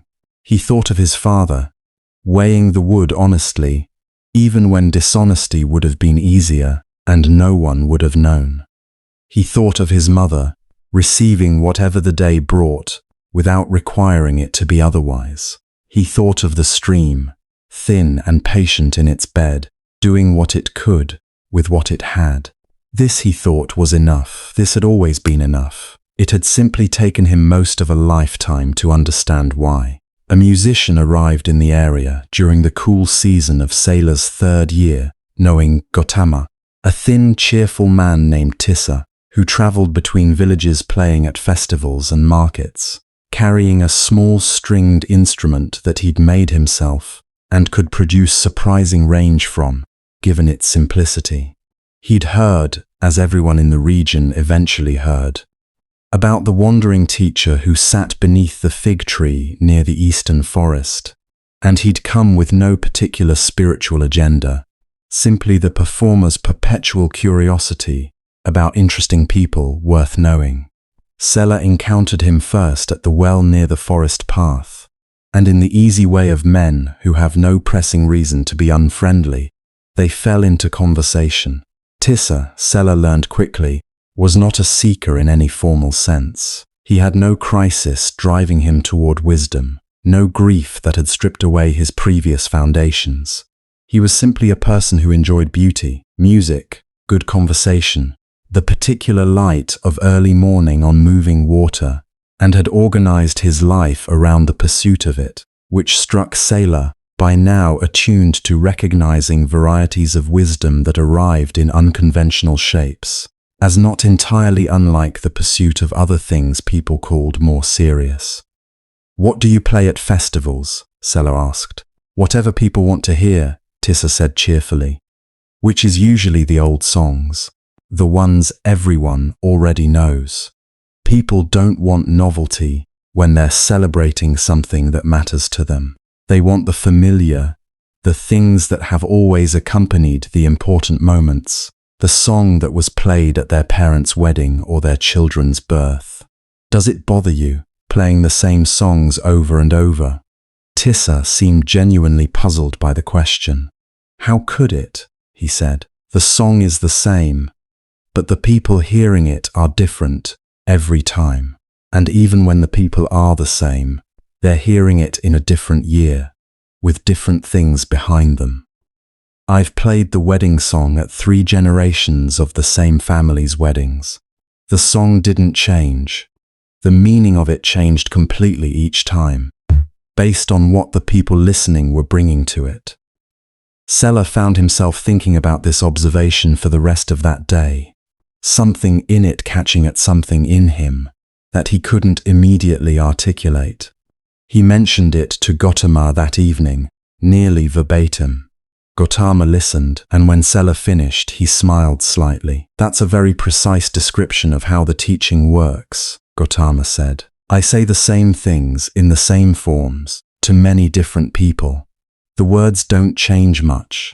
What changes is who receives them, and what they're already carrying when the words arrive, and what opens in them as a result.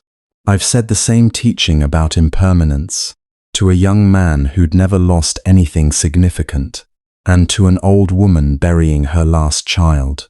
The words were the same. What they reached was completely different. Does that frustrate you? Sela asked. Not being able to make the teaching land the same way for everyone. That would be like the musician being frustrated that his song sounds different to different ears, Gautama said. The musician's work is to play it as completely as he can, every time. What each listener receives from the playing is theirs, not something the musician controls, or should want to control. Tissa came to the fig tree several days later, instrument over one shoulder, and found both Sela and Gautama there. He didn't approach with ceremony or prepared questions, simply sat down with the ease of someone who finds strangers interesting, rather than threatening, and began almost idly to play. The piece he played was not the festival wedding song or any public performance piece. It was something quieter, something that seemed to rise from whatever mood the clearing happened to hold, finding its rhythm from the sound of the forest around it, rather than imposing its own rhythm onto the space. Sela, who had no particular musical education beyond having heard music at the few festivals he'd attended, found himself stilled by it in a way he couldn't have explained. Not emotionally moved, exactly, more simply present, the way you become present sometimes in very quiet places, when the quiet is deep enough to reach whatever layer of yourself is usually occupied with the next task, the next concern. When Tissa finished, none of them spoke for a while. Where did that come from? Sela asked finally. Tissa shrugged cheerfully. From here, he said. From whatever this particular morning in this particular clearing needed. I don't always know where it comes from. I just stay quiet long enough for it to arrive. Gautama, who had been still through the whole of the playing, opened his eyes at this and looked at Tissa with the particular quality of attention he brought to things that confirmed something he already understood, but was glad to encounter expressed in a new form. You've been practicing a very long time, Gautama said. Tissa laughed. Since I was 6, he said. Though I wouldn't have called it practice then, I would have called it not being able to stop. That's the best kind of practice, Gautama said. Tissa stayed in the area for 2 weeks, practicing at the well each morning, appearing at the fig tree most afternoons, and gradually, without any deliberate teaching from Gautama, without any formal framework, arriving at something through his music that some of the formerly trained monks in the community had been working toward through years of careful meditation. The quality of simply being present to what was actually happening, responsive to it without imposing a predetermined shape on it, alive to it in the specific way that music requires, and that formal practice attempts to cultivate through more effortful means. He and Sela got on well, the woodcutter and the musician, recognizing in each other a similar quality of unself-conscious engagement with whatever happened to be in front of them. They were different in almost every other way. Tissa was sociable where Sela was quiet, traveled constantly where Sela had barely moved from the same small area his entire life, made his living through the ephemeral art of performed sound, where Sela made his through the most concrete of physical labor, but the underlying quality was recognizably the same. Both of them had stumbled into their ways of being, rather than deliberately constructing them. Both had arrived at something worthwhile through the simple, sustained practice of paying attention to what was actually there. Before Tissa left, he played one last piece at the fig tree, and this time Sela understood something he hadn't fully understood about music before. That it was doing, in its way, the same thing that a good conversation did, the same thing that sitting beside someone's grief, without trying to fix it, did. It was creating a space where whatever needed to happen could happen, without forcing a particular outcome. It was, in its own form, the same gift Sela had been given years before beneath a different tree, the gift of full attention, offered without conditions, available for whatever the recipient actually needed, rather than whatever the giver had decided was worth offering. He mentioned this to Tissa as the musician prepared to leave. Tissa smiled his usual cheerful smile. "That's the kindest thing anyone's ever said about my playing," he said. "And you've never even heard the wedding song." A young woman appeared at the edge of the forest one morning in the hot season, carrying almost nothing. A small bundle tied with cloth, a pair of worn sandals, the particular rapid breathing of someone who has been walking fast for longer than is entirely comfortable. She stopped when she saw Sela, and for a moment neither of them spoke, both assessing whether the situation required alarm. She was perhaps 17, with the look of someone who had recently made a decision that frightened her and was committed to it anyway. "I'm not lost," she said preemptively, before Sela had asked anything. "I know where I'm going. I just need to rest for a while before I keep walking." "Sit then," Sela said, gesturing to a patch of shade not far from where he was working. "There's water in that skin if you need it." She sat and drank, and after a while, when she'd caught her breath and her eyes had stopped moving quite so quickly to assess every sound from the direction she'd come, she said, "I'm running away. In case you were wondering." "I wasn't wondering," Sela said. "It didn't seem like my business. Most men my father's age would have immediately wanted to know why," she said, "so they could decide whether to send me back." "I don't have that authority," Sela said simply. "And even if I did, I'm not sure I'd use it without knowing a great deal more about the situation than a few minutes of conversation could tell me." She studied him with the particular evaluating attention of someone who has learned, probably through some difficult experience, to assess whether adults are trustworthy before deciding how much to reveal to them. "My name is Nandini," she said finally, "and I'm not running away from something terrible. I want to be clear about that. My family isn't cruel. My father isn't a monster.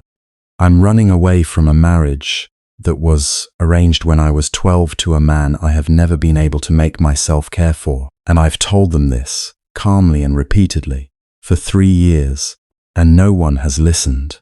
And last night I finally understood that no one was going to, and so I left."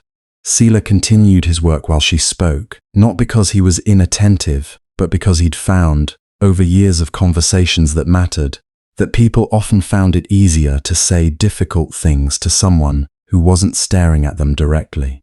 He paused only to ask, after she'd finished, "Where are you going?" "To my mother's sister, in a village 2 days east of here.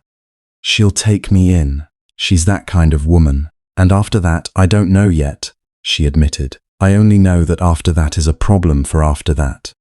Sela thought about this, the particular kind of courage required to leave a situation you know is wrong, before you have a clear plan for what comes next. He thought of his own much quieter life, in which the circumstances he'd needed to leave had been removed by forces outside his control, rather than through deliberate choice, and wondered whether he'd have found the same decisiveness if it had been required of him instead. "Is there anything I can do for you before you continue?" he asked. "I have more food than I need today, if you're hungry." She accepted the food with the particular directness of someone who has suspended her usual social graces for the duration of this journey. Not out of rudeness, but out of necessity. She needed food. There was food available. There was no useful purpose in polite refusal. While she ate, she asked him, with the same direct attention she'd brought to everything else, "Do you think I did the right thing?" This was the kind of question Sela had learned, through years of similar conversations, to answer very carefully. Not because he wanted to hedge, but because the honest answer required real honesty, rather than the reassuring platitude the question might seem to invite. "I don't know," he said. "I don't know you well enough, or your family, or the man you were promised to tell you whether what you've done will lead somewhere good. I don't think anyone can tell you that with any confidence. What I can tell you is that choosing to leave a situation that felt wrong to you, after 3 years of trying to change it through honest conversation, doesn't strike me as a cowardly decision. Whether it was the right one, you'll probably only know in hindsight, looking back from wherever you end up." "That's not very comforting," she said. "No," Sela agreed, "but I think it's more useful than false comfort would be. You've made a choice that will shape the rest of your life in ways you can't currently predict. You know this better than I do. What I can offer is the observation that you seem clear-headed enough about it, which matters more than certainty. People who are completely certain they've made the right choice before they have any evidence either way often haven't actually thought it through." She considered this, finishing the food, retying her bundle. "You're an unusual person," she said. "I'm a woodcutter," he said. "That's not what I meant, and you know it." He smiled at this. "The world is full of unusual people," he said. "Most of them just don't seem that way until you sit still long enough to actually listen to them." She left that morning, continuing east toward her aunt's village, and Sela watched her go with the feeling he'd become accustomed to in these kinds of encounters. The modest, clean satisfaction of having offered something genuinely useful without any particular claim on what the person did with it. The way you might leave a good road, clearly marked for a traveler you've just met, understanding that the road's usefulness is theirs to discover, not yours to manage. He mentioned Nandini's visit to Gautama the next day, not because anything about it required elaboration, but because something in the encounter had stayed with him, occupying a quiet corner of his attention. "The people who choose to leave," Sela said, "as opposed to the ones who, like me, have leaving done to them by circumstance. I've never fully understood whether their experience of the same kinds of difficulty, building a new life on the other side of loss, is fundamentally different from mine, or fundamentally the same. I think," Gautama said carefully, "that both involve the same core challenge. The person who chooses to leave still has to mourn what they're leaving, even when it was right to leave it. And the person who has leaving done to them still faces the same task of deciding, without being given a choice, whether to keep paying attention to what's still there rather than only to what's gone. The paths to those challenges are different. The challenges themselves are remarkably similar." Sela thought of his mother, who had stayed, of his father, who had died and therefore left without choosing to, of his own long years at the edge of the same forest, going deeper every morning and returning by the same paths, carrying the same tools, selling to the same merchants, of Nandini, walking east toward an unknown that she'd chosen over a known she couldn't live within. "They're all the same road eventually," he said. "Eventually," Gautama agreed. "Yes, It was during one of the cooler months, when Sela had known Gautama for perhaps 4 years, that he encountered something he hadn't expected from the teaching. The particular discomfort of being wrong about something he'd been confident about.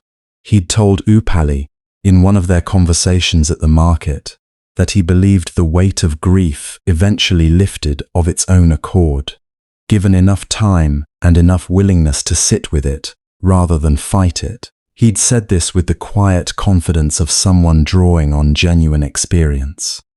And Upali had received it the way useful things are received, with genuine gratitude. But some months later, a man named Punna came to Sela, a farmer whose son had died by his own hand the previous year, a death that carried its own particular and terrible shape of grief, different from the grief of illness or accident, tangled with guilt and unanswerable questions that simple time didn't seem to be loosening at all. Punna had heard, through the same channels everything travelled, that the woodcutter near the eastern forest was someone worth speaking with, when grief had nowhere else to go. Sela listened to Punna's story with the full attention he brought to everything now, and felt, part-way through it, the particular discomfort of recognizing that the thing he'd told Upati with such confidence was not entirely true in every case, that some griefs were more complicated than time and willingness alone could resolve, that the guilt wound through Punna's loss was doing something different from ordinary grief, something that resisted the approaches that had helped Sela and Upali before. He didn't pretend otherwise. "That's harder than what I've helped others through," he said honestly, partway through their conversation. "I don't want to offer you the same answers I've offered people carrying simpler versions of this, because I don't think they'd fit what you're describing. I think your grief has more pieces to it than mine did."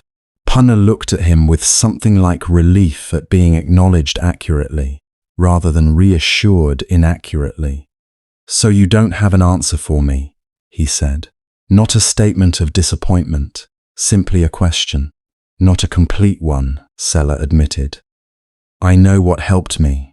I know what helped some others I've tried to be useful to.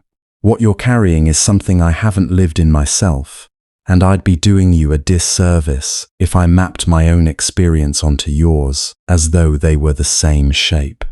But I can sit here with you while you describe it, and I can tell you honestly whether anything I've been given sounds like it might fit, even imperfectly. Sometimes that's more useful than a complete answer." They sat together for a long time that afternoon. Punna talking, Sela listening, without trying to resolve what couldn't yet be resolved. And when they finally parted, Punna said something that stayed with Sela for a long time after. "I've spoken to people who knew exactly what I needed to do, priests who gave me rituals, neighbors who told me time would heal it, a physician who told me the guilt wasn't rational and that I should simply set it aside. You're the first person who simply admitted they didn't know. Somehow that helped more than all the confident answers." Sela thought about this on the walk home and brought it the next time he sat with Gautama as something he was still working out what to do with. Gautama listened and was quiet for a moment before responding. "There's a teaching," he said, "about the difference between the near shore and the far shore, what can actually be crossed and what's simply on the other side of water, too wide or too rough for any particular boat to navigate. Most of us only know a few boats. A good teacher knows their boats, uses them well, and is honest about which crossings they can't assist with." What you offered Punna was that honesty. "It sounds like it was exactly the right thing, but I felt like I'd failed him," Sela said. "You would only have failed him by pretending your boats could cross water they couldn't," Gautama said.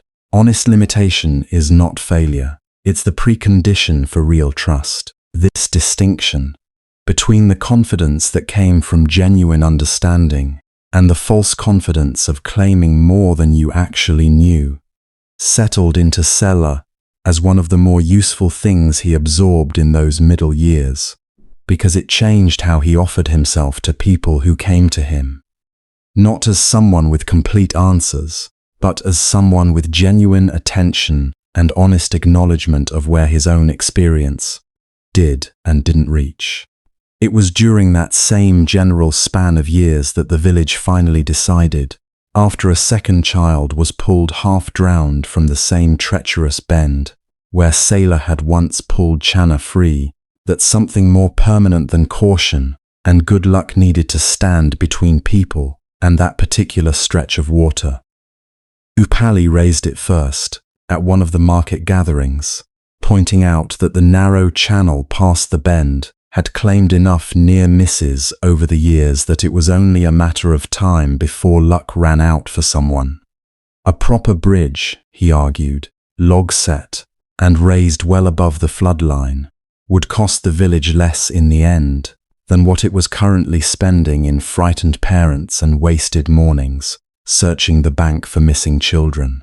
Sela, whose years of forest work had made him more familiar with that stretch of water and the trees around it than almost anyone else in the village, found himself, somewhat to his own surprise, at the center of the planning, not because he'd claimed any particular expertise, but because he was the one who could look at a stand of trees and say, with quiet confidence, which trunks would hold weight and which would rot through within a season. Channa, 14 now, and strong enough to be genuinely useful with an axe rather than merely willing, worked beside him through most of the felling, the two of them falling into a wordless rhythm built from years of Channa, trailing after Sela on ordinary errands. Neither of them spoke much about what the bridge was actually for, or why this particular stretch of water mattered more than any other stretch might have, though Sela suspected they were both thinking of it, in their own way, every time they set another log in place.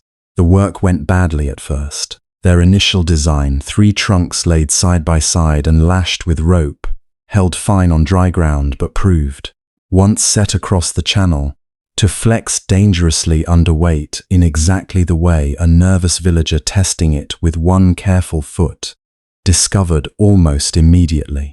A lesson that cost them 2 wasted weeks and a small amount of village teasing about woodcutters, who apparently knew less about bridges than they knew about trees. Upali, to his credit, didn't laugh long before offering to help fund a second attempt, this time with a proper cross-braced frame that Sela had seen once on a trading trip and only half remembered the construction of, requiring several failed attempts at the joinery before the design finally held its shape under Channa's full weight. Then Sela's, once word spread that the bridge might actually be finished soon. Half the curious children in the village at once, shrieking and jumping to test how much it would take to make it move. Gautama came by twice during the weeks of building, on both occasions simply picking up whatever needed carrying without asking permission or making any comment about the work's larger meaning, and it was during the second visit, hauling a support beam alongside Sela in comfortable silence, that Sela found himself thinking that this, mud on his hands, a specific practical problem in front of him, a teacher content to carry logs without turning the moment into a lesson, was itself a kind of instruction he hadn't fully appreciated until he'd had enough years to recognize it. The bridge was finished on an ordinary afternoon, with no ceremony beyond Upali declaring it done, and a handful of children immediately racing across it in both directions, simply because they could, and Sela stood on the near bank for a while afterward, watching them, thinking of a 6-year-old boy, fighting a current he didn't understand, and of how strange it was that the correction for that particular fear had turned out to be neither wisdom nor words, but simply well-set wood, holding steady over water that had once nearly taken everything. Sumana came to see it the week it was finished, standing for a long moment at the near end without crossing, and when Sela found her there she admitted, a little embarrassed, that she still couldn't watch that stretch of water without her chest tightening, bridge or no bridge. "I don't think that ever fully goes away," Sela said, which seemed to comfort her more than any reassurance about the bridge's sturdiness would have. She crossed it slowly, once, holding the rope rail with both hands, and then walked back across again, more easily the second time, as though the crossing itself were the thing she'd needed, rather than anything Sela could have told her. He mentioned this to Channa as they walked home together in the last of the daylight. The boy still faintly pleased with himself, in the way of someone who'd helped build something that would outlast the both of them. Channa considered this for a while before answering. "Maybe that's what the seed grows into sometimes," he said. "Not always words. Sometimes just a bridge." Sela had no better answer than that, and didn't try to find one.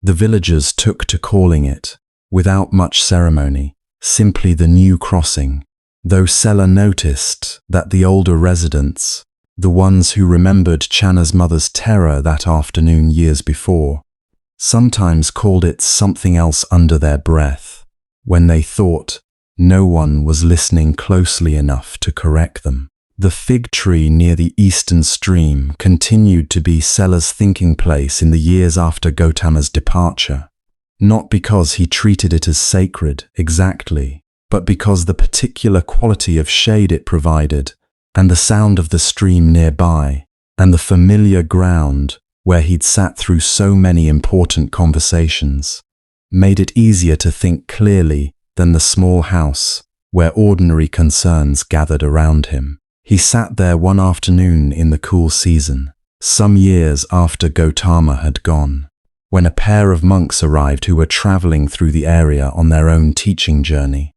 Young men, recently ordained, carrying themselves with a particular combination of genuine earnestness and self-consciousness that characterized people early in a serious commitment they hadn't yet fully inhabited.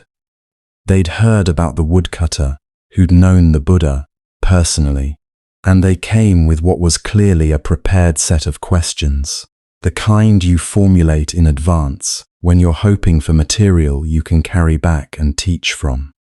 Sela recognized the shape of the visit immediately. He'd had versions of it before, as Gautama's reputation continued growing, and he wasn't unfriendly toward it, but he also knew, from experience, that prepared questions often got in the way of actual conversation. He let them ask the first 3 questions, answering each honestly and without embellishment, and then he said, "You have more questions ready, but I wonder if you'd find it more useful to set them aside for a while and simply tell me something you're struggling with, rather than something you want me to explain." The 2 monks exchanged a glance, the quick, uncertain glance of people whose script has been gently set aside. The older of the 2, perhaps 25, said, "We're struggling with something in our practice that our teacher hasn't fully resolved for us. We know we're supposed to extend goodwill toward difficult people, people who have harmed us, people who treat us with contempt. We can recite the teachings about this. We can practice the formal meditation. But when we actually encounter someone who has genuinely wronged us, something in us refuses the extension. It feels like dishonesty, extending goodwill that isn't actually felt." Sela considered this carefully. "I'm not trained in what you're trained in," he said. "I can't tell you whether your formal practice is correctly aimed or not. But I can tell you what I've noticed in myself about this, if that's useful." "Please," said the monk. "The thing I've found," Sela said slowly, "is that trying to generate goodwill towards someone who has genuinely wronged you, from inside the wound the wrong made, usually doesn't work. You're right that it feels dishonest, because it is dishonest in a way. What I've found works better is not starting with the person at all, starting instead with the recognition that they're carrying something I can't see, some history, some fear, some confusion that made them capable of the wrong they did, not excusing it, just acknowledging that nobody causes harm from nowhere. There's always something underneath the harm that made it possible, and that something is usually its own kind of suffering. The monk absorbed this. So you're not actually extending goodwill to the person, he said slowly. You're extending something toward their hidden suffering. Exactly, Sela said. And that feels more honest, to me, because I'm not pretending the wrong didn't happen. I'm simply choosing to locate my attention on something true about them that I can actually engage with without dishonesty. Over time, sometimes, if I hold that attention long enough, something that resembles genuine goodwill eventually arrives. Not because I forced it, but because sustained attention to another person's hidden suffering tends to soften. Over time, the part of me that wants them to remain simple enough to be dismissed. The younger monk, who had been quiet until then, asked, "Does this mean you always end up forgiving people who wrong you?" "No," Sela said. "Forgiveness is a different thing. I don't think understanding someone's suffering requires forgiving what they did, the way people sometimes conflate those two. I told a tax collector plainly, once, that his contempt for the people he collected from was adding something to his job that the job itself didn't require. That wasn't forgiveness. It was honest acknowledgement of what I'd seen. Both things can be true at once. You can understand something about why a person behaves badly and still clearly name, to them or to yourself, that the behavior was wrong. This seemed to land differently than the answers the two monks had arrived expecting, and they sat with it for longer than their prepared questions had required. When they eventually continued on their way, the older one said something that Sela recognized as genuine rather than polite. "I think we came here expecting to receive something to teach with. I think instead we received something to practice with. I'm not sure which is more valuable, but I suspect I'll find out." Sela returned to his work after they'd gone, and spent the rest of that afternoon turning over, in his own unhurried way, the conversation he'd just had. Not from self-satisfaction, but from the particular pleasure of discovering, in the act of explaining something, that he understood it more clearly than he had before the explaining had required him to find the words. This was something he'd noticed repeatedly across his years of sitting with people's difficulties, that the understanding you have to articulate clearly and honestly in response to a genuine question tends to deepen simply through the articulation itself. The person you're supposedly helping helps you by asking you to be precise about something you'd only held loosely before they required you to hold it tightly enough to hand across. He was grateful for the young monks in the same unhurried, unsentimentalized way he was grateful for most things. Not dramatically, simply noticing it as real, acknowledging it as he went about the rest of his day. Later that same week, an old woman who sold dried herbs in the market, a woman named Dania, who had known Sela's mother years before they died within months of each other, stopped him between stalls to tell him something she seemed to have been deciding whether to say for some time. "Your mother would be pleased with you," she said simply, without preamble, in the way of very old women who no longer see the point of preamble. Not because of anything particular, not because of the boy you pulled from the stream, though that was good, just because of the way you move through the world now. She had a word for people who moved through the world the way you do. I've forgotten the Pali word she used. She picked up words from the monks sometimes, and then used them for things the monks hadn't meant them for. The word meant something like steady, not still, steady, like a tree in wind. Sela didn't say much in response, partly because he was unexpectedly moved by this, and partly because Dania had the manner of someone delivering something rather than beginning a conversation, and he understood instinctively that the right response was to simply receive it rather than deflect or elaborate. He thought about his mother more than usual in the days that followed, not with the aching grief of early loss which had long since transformed into something quieter and more textured, but with the particular gratitude of someone who has lived long enough to trace, looking backward, the shapes that another person's love and example left in them. Shapes so thoroughly absorbed that they'd stopped being recognizable as influence and had simply become character. She had taught him patience by demonstrating it every day across a long childhood. She had taught him how to do difficult things without performance, by doing them herself without performance, repeatedly, with no audience beyond a watching child who was absorbing more than he consciously registered.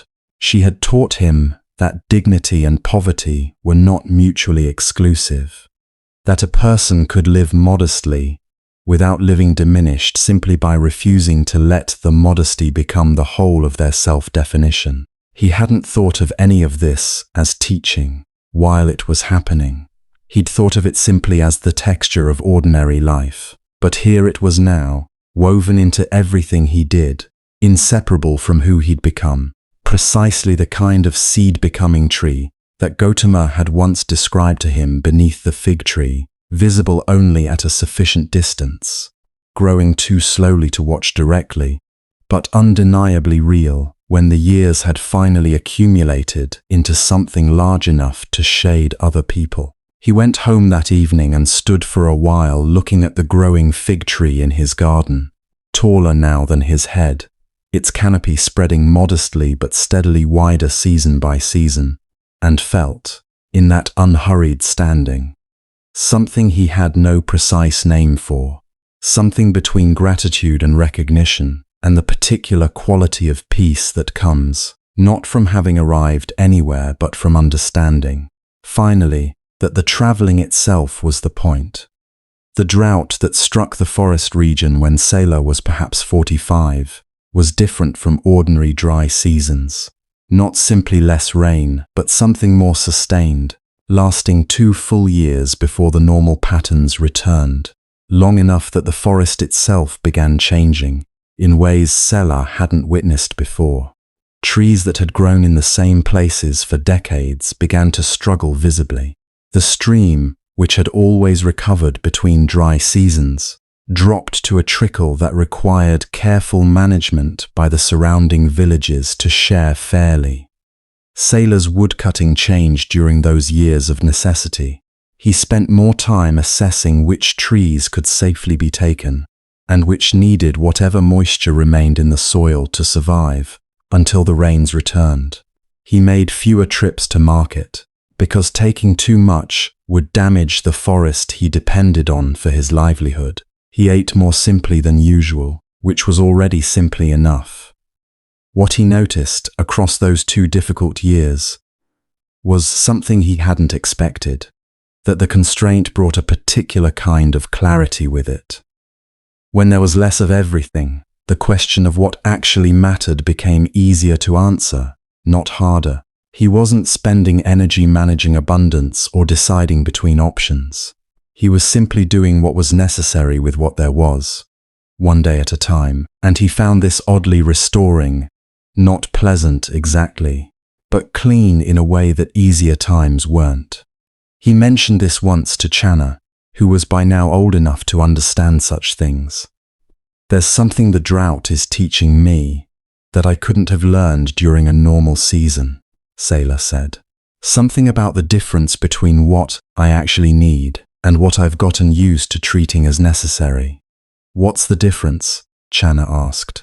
The things I actually need are very few, Sela said. Food, shelter that keeps the rain off and the cold out, the work of my hands doing something real. A few people who know me well enough to speak honestly with me. Everything beyond that is either comfort or habit, and I've discovered I can live without most of the comfort more easily than I expected. But I genuinely struggle without the honest company. Channa thought about this. Most people seem to believe the opposite, he observed, that they'd struggle more without the comfort than the company. I think they might be wrong about that, Sela said. Or rather, I think they haven't been given the chance to test the belief under conditions that actually distinguish between the two. When everything's available, you never find out which things you actually need, because you never have to go without any of them long enough to notice which absences hurt more. This was a distinction Sela had arrived at not through Gautama's formal teachings, though he suspected Gautama would have recognized it, but through the plain experience of living through the drought with a sufficiency that was more stripped down than his usual modest sufficiency, and finding that the stripping didn't damage him in the ways he might have feared. Near the end of the drought's second year, a delegation of farmers from the surrounding villages came to the area of the forest where Sela worked to discuss what should be done about the remaining trees near the streambed. The trees' root systems were the main thing holding the stream banks together during the trickle that was left. If the banks eroded further, the stream would become even less reliable when the rains finally returned. Sela, by then known for his knowledge of the forest and his ability to think through difficult situations without the panic that sometimes afflicted people when resources were genuinely scarce, was invited to speak with the delegation. He thought carefully before saying anything, which was a habit Gautama had helped him refine. Not the hesitation of someone uncertain, but the pause of someone making sure what they were about to say was actually what they meant to say, rather than simply what came first. The trees closest to the water are doing two things at once, he said finally. They're suffering from the drought the same as everything else, and they're also the thing standing between us and the stream banks collapsing entirely.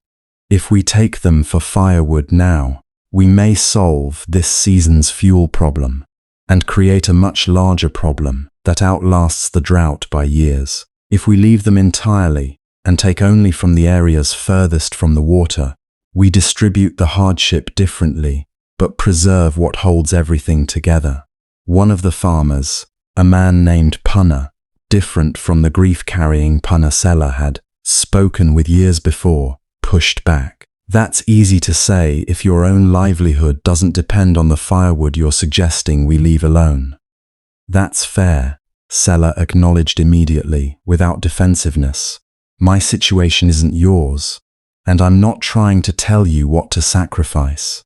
I'm only describing what I observe about the trees and the stream, which is my knowledge, and I'm not the one who has to decide what to do with that knowledge. That's a decision for all of you together, including the people whose livelihoods depend on the firewood more directly than mine does.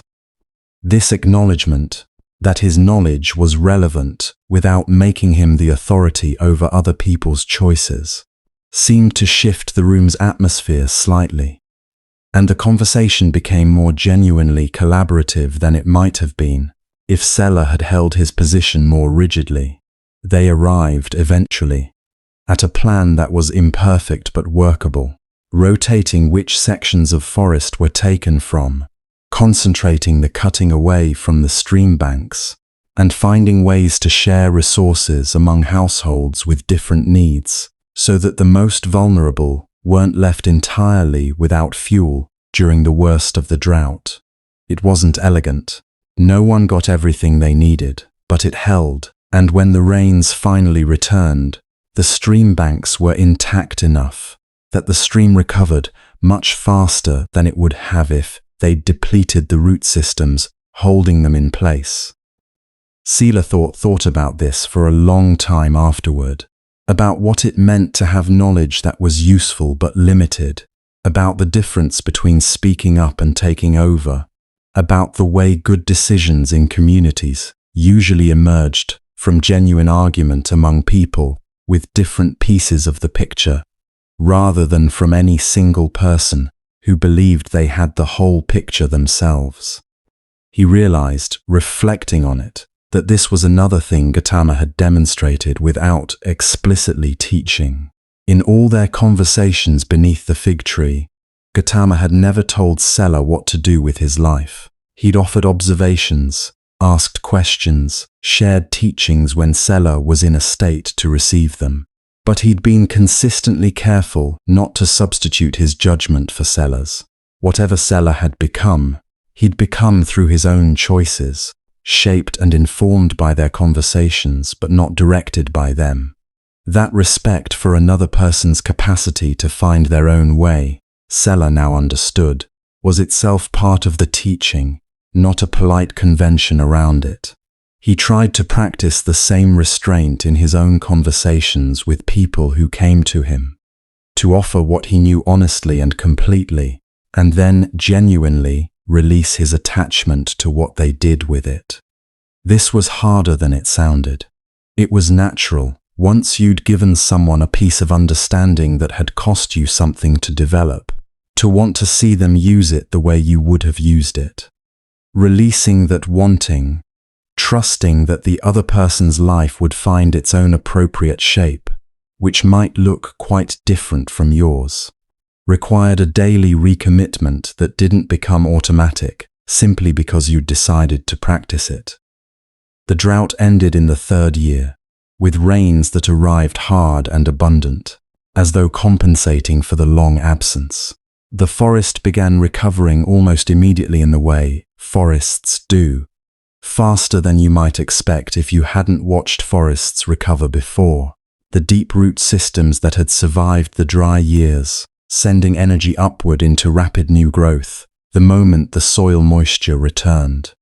Sela stood at the edge of the stream the morning after the first real rains, watching the water level rise in real time, and felt something he recognized as joy, not the excited spike-shaped joy of a sudden good thing, but the quieter, more sustained joy of witnessing a system return to itself after a long period of being tested, the particular pleasure of watching endurance rewarded, not dramatically, simply by the reliable return of what had always been coming. In the years following the drought, the forest near Uruvela settled back into its ordinary rhythms, and so did Sela, rising before full light, working through the cooler morning hours, resting when the heat came on, spending evenings in whatever conversation or quiet solitude the day had left him energy for. He was perhaps 50 by then, his face, weathered by decades of outdoor work, into something that people sometimes described as kind-looking before they'd heard him say anything, a quality openness in how he held his features that he himself couldn't see, though he'd heard enough descriptions of it over the years to believe, provisionally, that it was real rather than simply flattery. A philosopher arrived in the area that year, not a monk, not a formal student of any teacher, but a man named Bharadvaja, who made his living in the courts of minor nobles and wealthy merchants, offering arguments on whatever side of whatever question the patron happened to favor. He was clever, well-read, and somewhat bored with his own cleverness, which had apparently led him to wander further from the usual patronage circuits than he normally traveled. He found Sela at work and watched for a while before speaking, with the particular assessing quality of someone who categorizes people as either interesting or not interesting and is genuinely uncertain, in this case, which category applies. "I've been told," he said finally, "that you received some kind of transmission from the teacher everyone's talking about, the enlightened wanderer, and that you've spent years passing whatever you received along to ordinary people in your community, without any formal structure, without charging anything, without building any institutional apparatus around it." "That's roughly accurate," Sela agreed, setting down his axe for a moment. "I want to understand what you believe you received," Bharadvaja said with genuine, intellectual curiosity underneath the somewhat clinical framing. "Not the teaching itself. I've heard the teaching summarized many times by monks far more formally trained than you are. I want to understand what it produced in you specifically. What changed, if anything changed, and how you'd describe the change in plain terms rather than religious ones." Sela considered this. It's an honest question, he said. I'll try to give it an honest answer. He thought for a moment about how to describe what had happened across those 7 years of conversation under the fig tree, and everything before and after them, in terms that weren't simply repetitions of things he'd said before. The clearest way I can describe it, he said finally, is that I stopped living in 2 places at once. Before, I can see this clearly only looking back. I wasn't aware of it while it was happening. I was almost always partly somewhere else, working in the forest while also being in a conversation I'd had yesterday, or a worry about whether my mother was comfortable enough, or a calculation about tomorrow's selling. The work was happening, but only part of me was in it. The rest of me was distributed across past and future. And after? Bharadvaja asked. After is harder to describe precisely because it wasn't a single moment of change, it was gradual. But eventually I noticed I was mostly where I actually was, cutting wood, and actually in the cutting rather than half somewhere else. Listening to someone's difficulty, and actually listening rather than already formulating my response. It sounds simple. I think it is simple. But simple is not the same as easy, and I'm still not fully consistent at it. Bharadvaja was quiet for a moment, clearly thinking. That's not what I expected you to say, he said finally. The formal teachings emphasize concepts, impermanence, the nature of suffering, the interdependence of phenomena. What you're describing is more like a perceptual shift than a philosophical one. I think they might be the same thing described differently, Sela offered. When you actually experience impermanence, rather than just understanding it as a concept, when you genuinely feel, in the middle of a beautiful afternoon, that this afternoon is already passing, already becoming something you'll remember, rather than something you're fully in. The feeling changes how you're present to it. You stop trying to hold it still. You let it be moving, which is what it actually is, and somehow letting it move makes you more fully in it rather than less. Bharadvaja absorbed this with the particular absorption of someone who deals in ideas and has just encountered an idea that works differently from the kind he usually trades in. Most of what I do, he said slowly, involves arguing for positions I've been paid to argue for. I'm good at it, and I don't entirely respect it. I've spent years believing that genuine wisdom looked like what the formal teachers offered: systematic, elaborate, demonstrably sophisticated. What you're describing is systematically simple.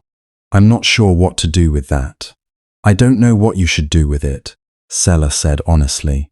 I can only tell you what it's been like to live it.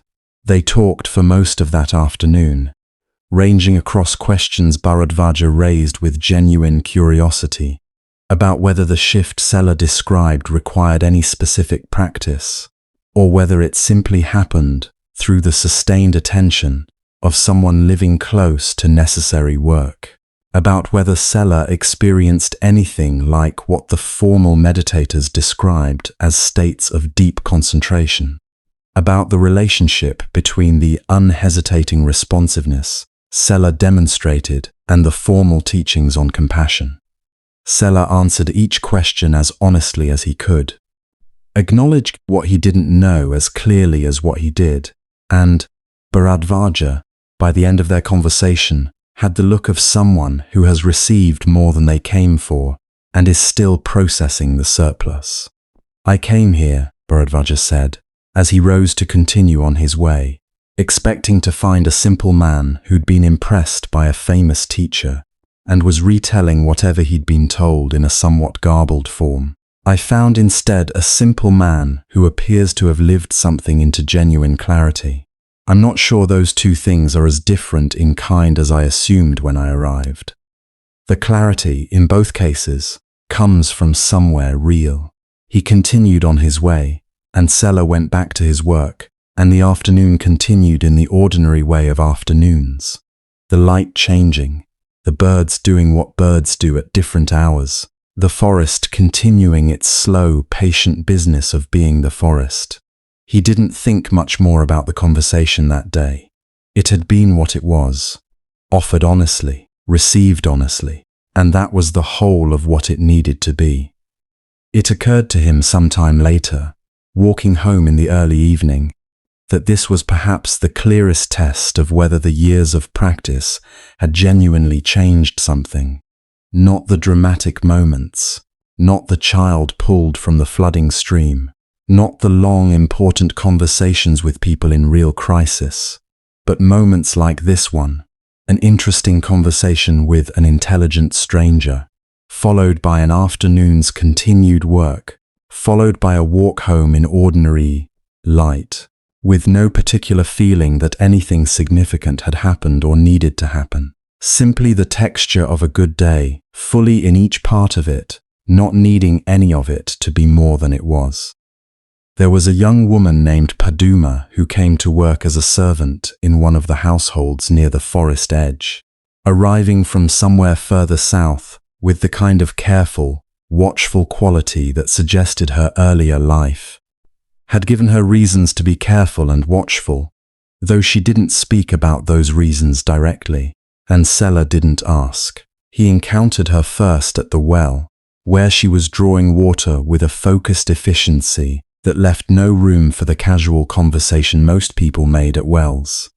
He was there for water too, and they nodded to each other in the way of people sharing a public space, neither requiring anything from the other. Over the following months he saw her occasionally, at the market, on the forest path when she gathered herbs for the household, once at the edge of the stream in the early morning, sitting very still with her hands in her lap, not doing anything, simply sitting, which was the thing that first made him pay closer attention. Most people in his experience who sat that way, unhurried, alone, with no apparent practical purpose, had either found some form of practice that gave them access to stillness, or were carrying something heavy enough that stillness was the only response they could manage. He couldn't tell, watching her, which of these applied. She noticed him noticing, and there was a moment of assessment between them before she said, simply, "I'm not doing anything in particular. I just find this spot quiet." "I know what you mean about this spot," Sela said. He'd sat here himself many times, though not recently. He was about to continue on his way when she asked, directly and without much preamble, "Are you the woodcutter people say knew the teacher, the one they call the Buddha?" "I knew him," Sela agreed. "We spoke many times. I wouldn't say I was a student in any formal sense." She was quiet for a moment, and then, "I don't know anything about formal teaching. I've had a difficult few years. Someone told me the teaching was about how to suffer less. I wanted to know if that was true, and if so, whether it required anything I probably don't have." The directness of this caught him by surprise. Not the question itself, but the clarity about what she was actually asking. He sat down near her, at the stream's edge, with the unhurried willingness he brought to conversations that were genuinely asking something. "The teaching isn't primarily about suffering less," he said slowly, thinking through how to be accurate. "It's more about understanding what actually causes the suffering you already have, which is often different from what you think is causing it. When you understand the real cause clearly enough, sometimes the suffering changes. Not because circumstances change, but because your relationship to the circumstances changes." "That sounds like a way of saying the suffering is my fault," Paduma said. Not defensively, just observationally, noting what the statement could imply. "It doesn't have to mean that," Sela said. "I think what it means is that the circumstances themselves are rarely the whole story. Two people can go through nearly identical circumstances and come out carrying very different amounts of distress. The difference usually lies in what they're telling themselves about the circumstances, what meanings they're assigning, what the circumstances seem to prove about the world or about themselves. Changing the circumstances is sometimes possible, and always worth trying if it is. but understanding the layer underneath the circumstances, what story you're building around them, turns out to be more accessible, in many cases, than changing the circumstances themselves. Paduma was quiet, watching the stream. I've been telling myself, she said after a while, that what happened to me proves something specific about my worth as a person. That people who go through what I went through are that kind of person. People things happen to, rather than people who make things happen. Sela heard the weight in this without flinching from it. The way he'd learned to hear weight across many years of sitting with people's difficult truths. That's a very common story to build around difficult experiences, he said. And it's almost never accurate, even when it feels completely true. What actually happened to you doesn't prove that. It proves that certain things happened, and that you survived them, which is actually evidence of the opposite of what the story says. She turned to look at him, something shifting in her expression that wasn't resolution, simply attention. The quality of someone who has been carrying something alone for a long time and has encountered, for the first time, someone saying plainly that the thing they've been carrying isn't what they thought it was. How do you change the story? She asked. Usually slowly, Sela said honestly. Usually by noticing, first, that there is a story, that the meaning you've attached to what happened isn't identical with what happened, that you've added interpretation to facts, and the interpretation is what's doing most of the damage rather than the facts themselves. Once you can see the story as a story rather than simply as the truth, it becomes possible, gradually, to try different stories and see which ones are more accurate and less damaging. This is what he told you, she asked. The teacher.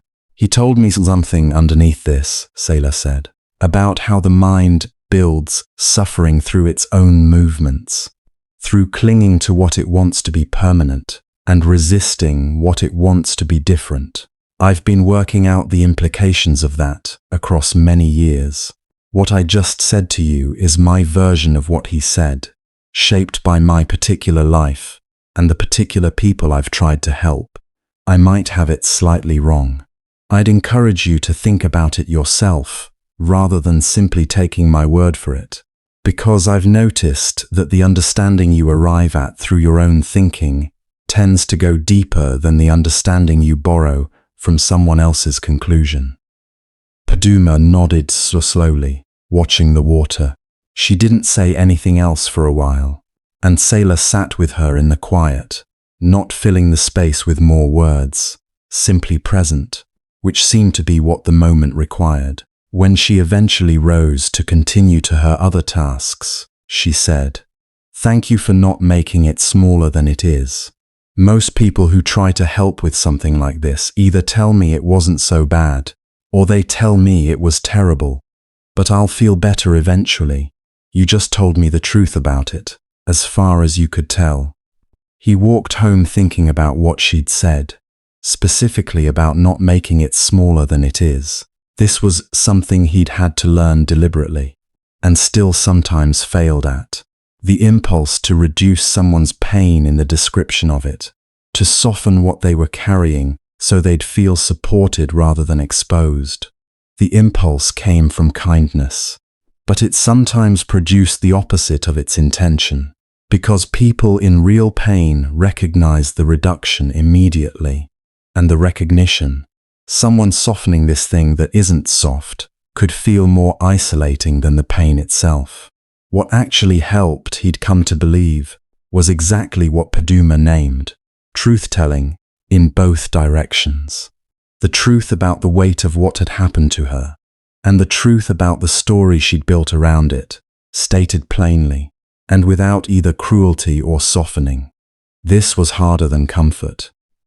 But it was what people who were genuinely struggling usually needed, and what they could feel the difference from, even when they couldn't articulate why the plain truth helped them more than the comfortable version. There was a time, in Sela's early 50s, when he was sick for almost 3 months, nothing life-threatening, simply a persistent cough that settled into his chest after a wet season, and refused to leave at the same pace the wet season did.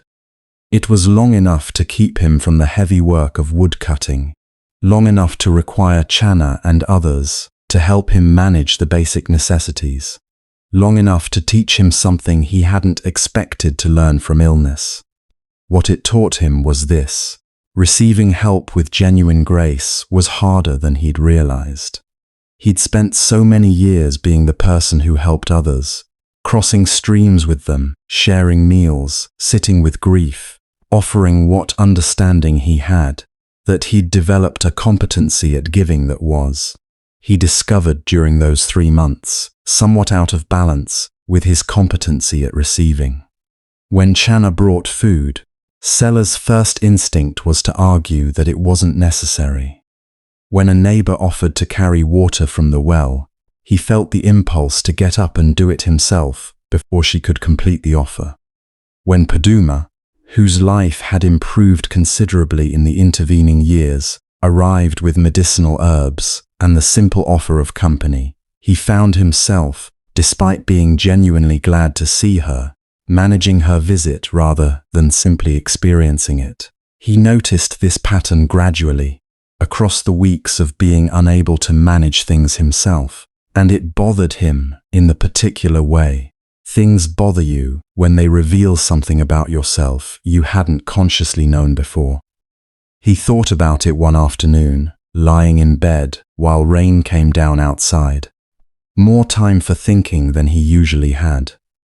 The teaching he'd received and tried to pass forward was largely about giving without calculation, responding without hesitation, being genuinely available to other people's need.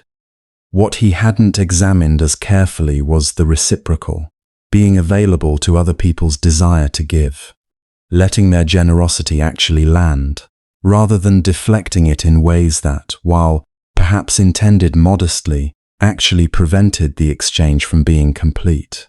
There was, he thought, something slightly dishonest in the way he'd been receiving help. A kind of performance of not needing it that was partly habit, partly the particular pride of someone who'd spent decades being competent and self-sufficient, partly some residual idea that needing things from other people represented a failure of the same self-sufficiency he'd spent his adult life developing. But generosity, he understood in those still weeks, moved in both directions. If you only gave and never received, or received only grudgingly, with constant gestures of how unnecessary the giving was, you were, in effect, preventing other people from experiencing the same thing you'd told them was valuable. You were making yourself an exception to the teaching you claimed to hold. When Channa came the next day, Sela thanked him clearly and without qualification. When the neighbor offered water, he said yes please and meant it. When Paduma came again, he didn't manage the visit. He just let it be what it was, which turned out to be more restoring than anything he could have managed it toward. The illness passed, as illnesses do, and when Sela returned to his work, something was slightly different in how he moved through his daily interactions, a quality of genuine reciprocity that hadn't been quite there before, a willingness to be helped that matched, more evenly, his willingness to help. He told Channa about this when they were sitting together one evening, not long after he'd recovered. I think I had an incomplete version of the practice for a long time, he said. I understood the giving side reasonably well. I was worse at the receiving side than I'd realized.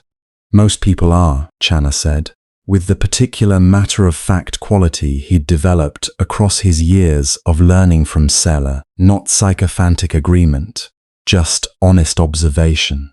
I think it has to do with what receiving requires, Sela said. Giving, once you've practiced it enough, starts to feel natural. You see a need, you respond. But receiving requires something different, acknowledging that you have needs, that you're not self-sufficient, that other people's offering isn't charity, but simply the same exchange running in a different direction. That acknowledgement is harder, for people who've organized their sense of themselves around being capable and available to others. Channa was quiet for a moment, and then said something that surprised Sela with its directness. "I've been watching you receive more easily since you were sick," he said. "It's changed something in how I feel around you. I could never quite tell, before, whether you wanted my company or whether you were simply making room for it out of politeness. Now I can tell."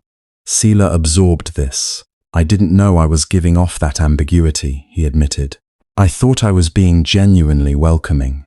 "You were welcoming," Channa said. "You're always welcoming. But there's a difference between opening the door and actually being glad someone came through it. For a long time, I could tell you opened the door. Since you were sick, I can tell you're glad." This stayed with Sela for a long time, sitting in his chest with the particular weight of something both slightly uncomfortable and unmistakably true. The recognition that practicing certain qualities long enough could produce their shadow, that genuine openness and its performance were harder to distinguish from the inside than from the outside, and that the illness, by stripping away his ability to perform adequacy, had accidentally given him access to something more real than the performance. He didn't try to articulate any of this to anyone in the following weeks. Some things didn't benefit from being articulated while they were still settling. He simply tried to stay in what he'd found during those 3 bedridden months. The actual gladness when Channa came, the actual gratitude when water arrived without his having to carry it, the actual rest that became available when he stopped spending energy managing what he needed to appear to be. Small things arriving simply, real in the way only small things received without resistance can be real. In Sela's late 50s, after the drought and the illness, and the many seasons of ordinary woodcutting and ordinary conversation that gave the larger events their context, the fig tree Gautama had favored near the eastern stream was cut down by a lightning strike during a particularly fierce monsoon storm. Sela found it the next morning, the great trunk split to the heartwood, one half fallen into the stream, the other still standing but clearly dying, the root system disrupted beyond recovery. He stood with it for a long time, the way he sometimes stood with trees that had come down in storms, acknowledging without sentimentality the end of something that had been present for longer than he'd been alive. He didn't try to make meaning from the timing. Trees fell in storms. This tree had been large enough, old enough, positioned closely enough to open sky to attract lightning with a particular reliability. That was the physics of it. He was aware that some people, hearing about the lightning, would attach significance to it. The sacred tree of the Buddha struck down at a meaningful moment, and he couldn't see any reason to argue with that if it helped them. But he found he didn't need the significance himself. What he did instead was this. He took a piece of the fallen wood from the heart of the trunk where the grain was densest and most consistent, and he kept it, not as a relic, simply as a piece of wood from a tree that had meant something to him, the same way he might have kept a stone from a place he wanted to remember. He showed it to Channa that evening, and Channa held it with the particular care that young people sometimes bring to things that represent something larger than themselves, to the older people they love. "Do you miss him?" Channa asked. The teacher. "Not in the way I expected to," Sela said, which surprised him to discover was the accurate answer. "I miss the conversations. I don't know if I miss him specifically, apart from the conversations, because I don't know how to separate the two. But the conversations, those I still have, in my own head, whenever I'm trying to work something out. I'll be stuck on something, and I'll find myself formulating what I'd say if I were describing it to him, which usually helps me see it more clearly than I could before the formulation." Channa smiled at this. "I do the same thing with you," he said. "When I'm not sure how to handle something, I think, what would Sela say? Sela felt this land with an unexpected weight. "I'm not sure that's a good habit," he said honestly. "I've been wrong about enough things that using me as a reference point probably needs to be done with some skepticism attached." "I do attach skepticism," Channa said. "I think, what would Sela say? And then I think about whether I agree with it, and sometimes I don't. But the question helps me find my own position. It gives me something to push against." This, Sela thought, was exactly the right relationship to have with someone whose thinking had been useful to you.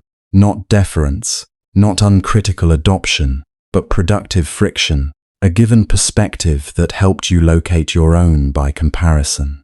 Gautama had been this for him. He had apparently, without intending it, become this for Channa.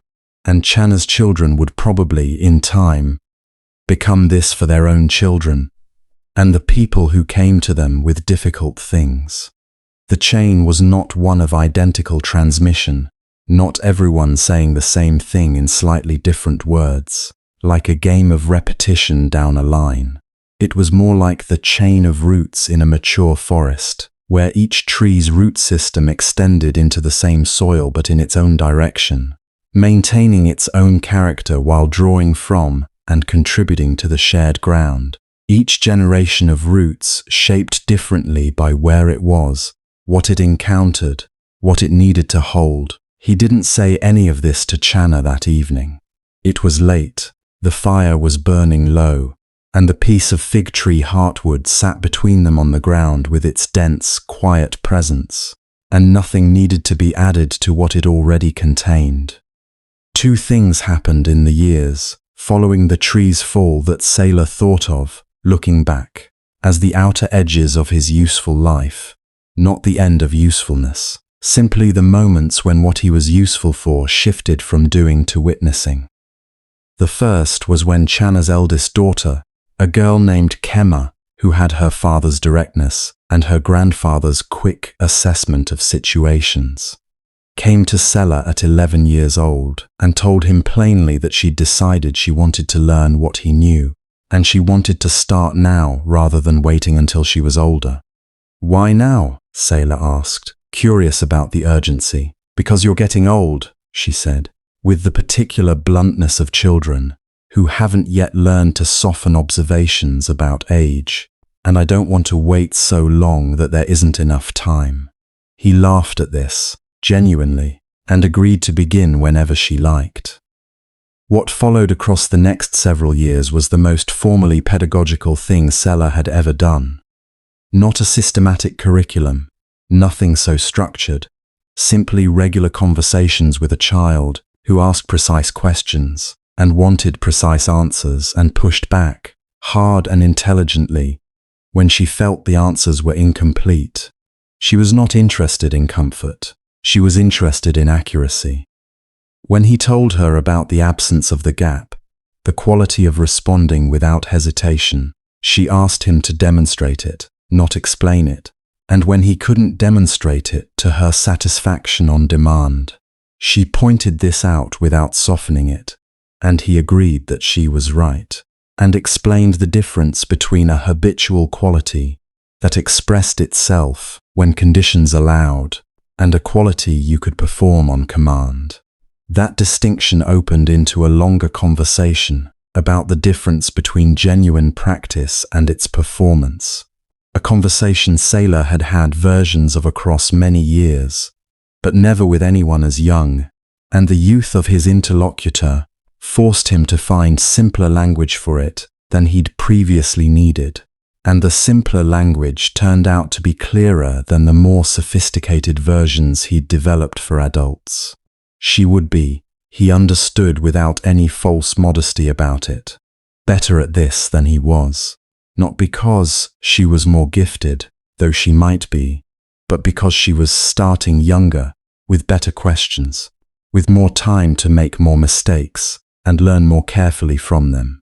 What he could give her was a foundation and his own honest account of where the foundation had cracks and where it felt solid, and the honest account would be more useful to her than the version that presented itself as complete.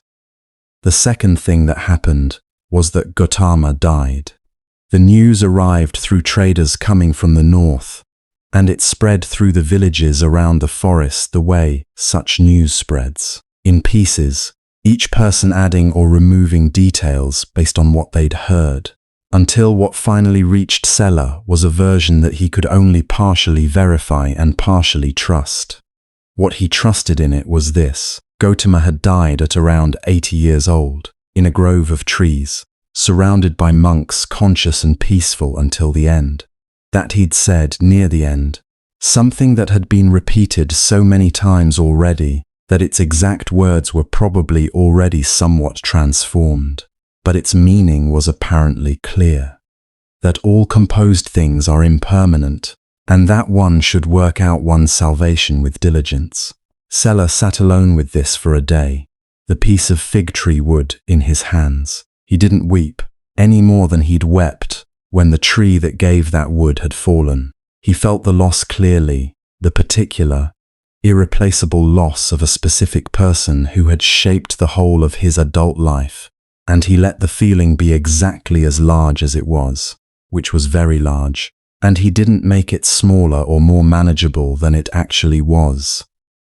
And then he went back to work, not to escape the grief, and not because the grief was finished, because the work was there, and the day was there. And Gautama's last reported instruction about diligence seemed, in the circumstances, like the most accurate possible description of what the moment required. He cut wood that morning, with more attention than he'd brought to the task in years. The specific smell of fresh cut timber, the precise sound of an axe finding the center of a log just right, the weight of the work in his shoulders, familiar and demanding and real. Still here, doing what was in front of him to do, the way he'd always tried to do it, the way he would keep trying to do it, for however many mornings were still left to him. The fig tree Sela had planted from the seed pod, decades earlier had grown, by his late 50s, into something genuinely substantial, not yet as large as the tree Gautama had once favored by the stream, but large enough to shade a real portion of his garden, large enough that Channa's children climbed its lower branches the way children climb any tree sturdy enough to invite it. He sat beneath it most evenings, when the weather allowed, the way he'd once sat beneath the other tree across the stream, not meditating formally, not performing stillness, simply present to the particular quality of the late afternoon filtering through leaves, the familiar sounds of the household, and the village beyond it settling toward evening. Kima sometimes sat with him on those evenings, no longer the 11-year-old who'd arrived with urgent, precise questions, but a young woman of perhaps 17 now, whose questions had grown more patient without losing their precision.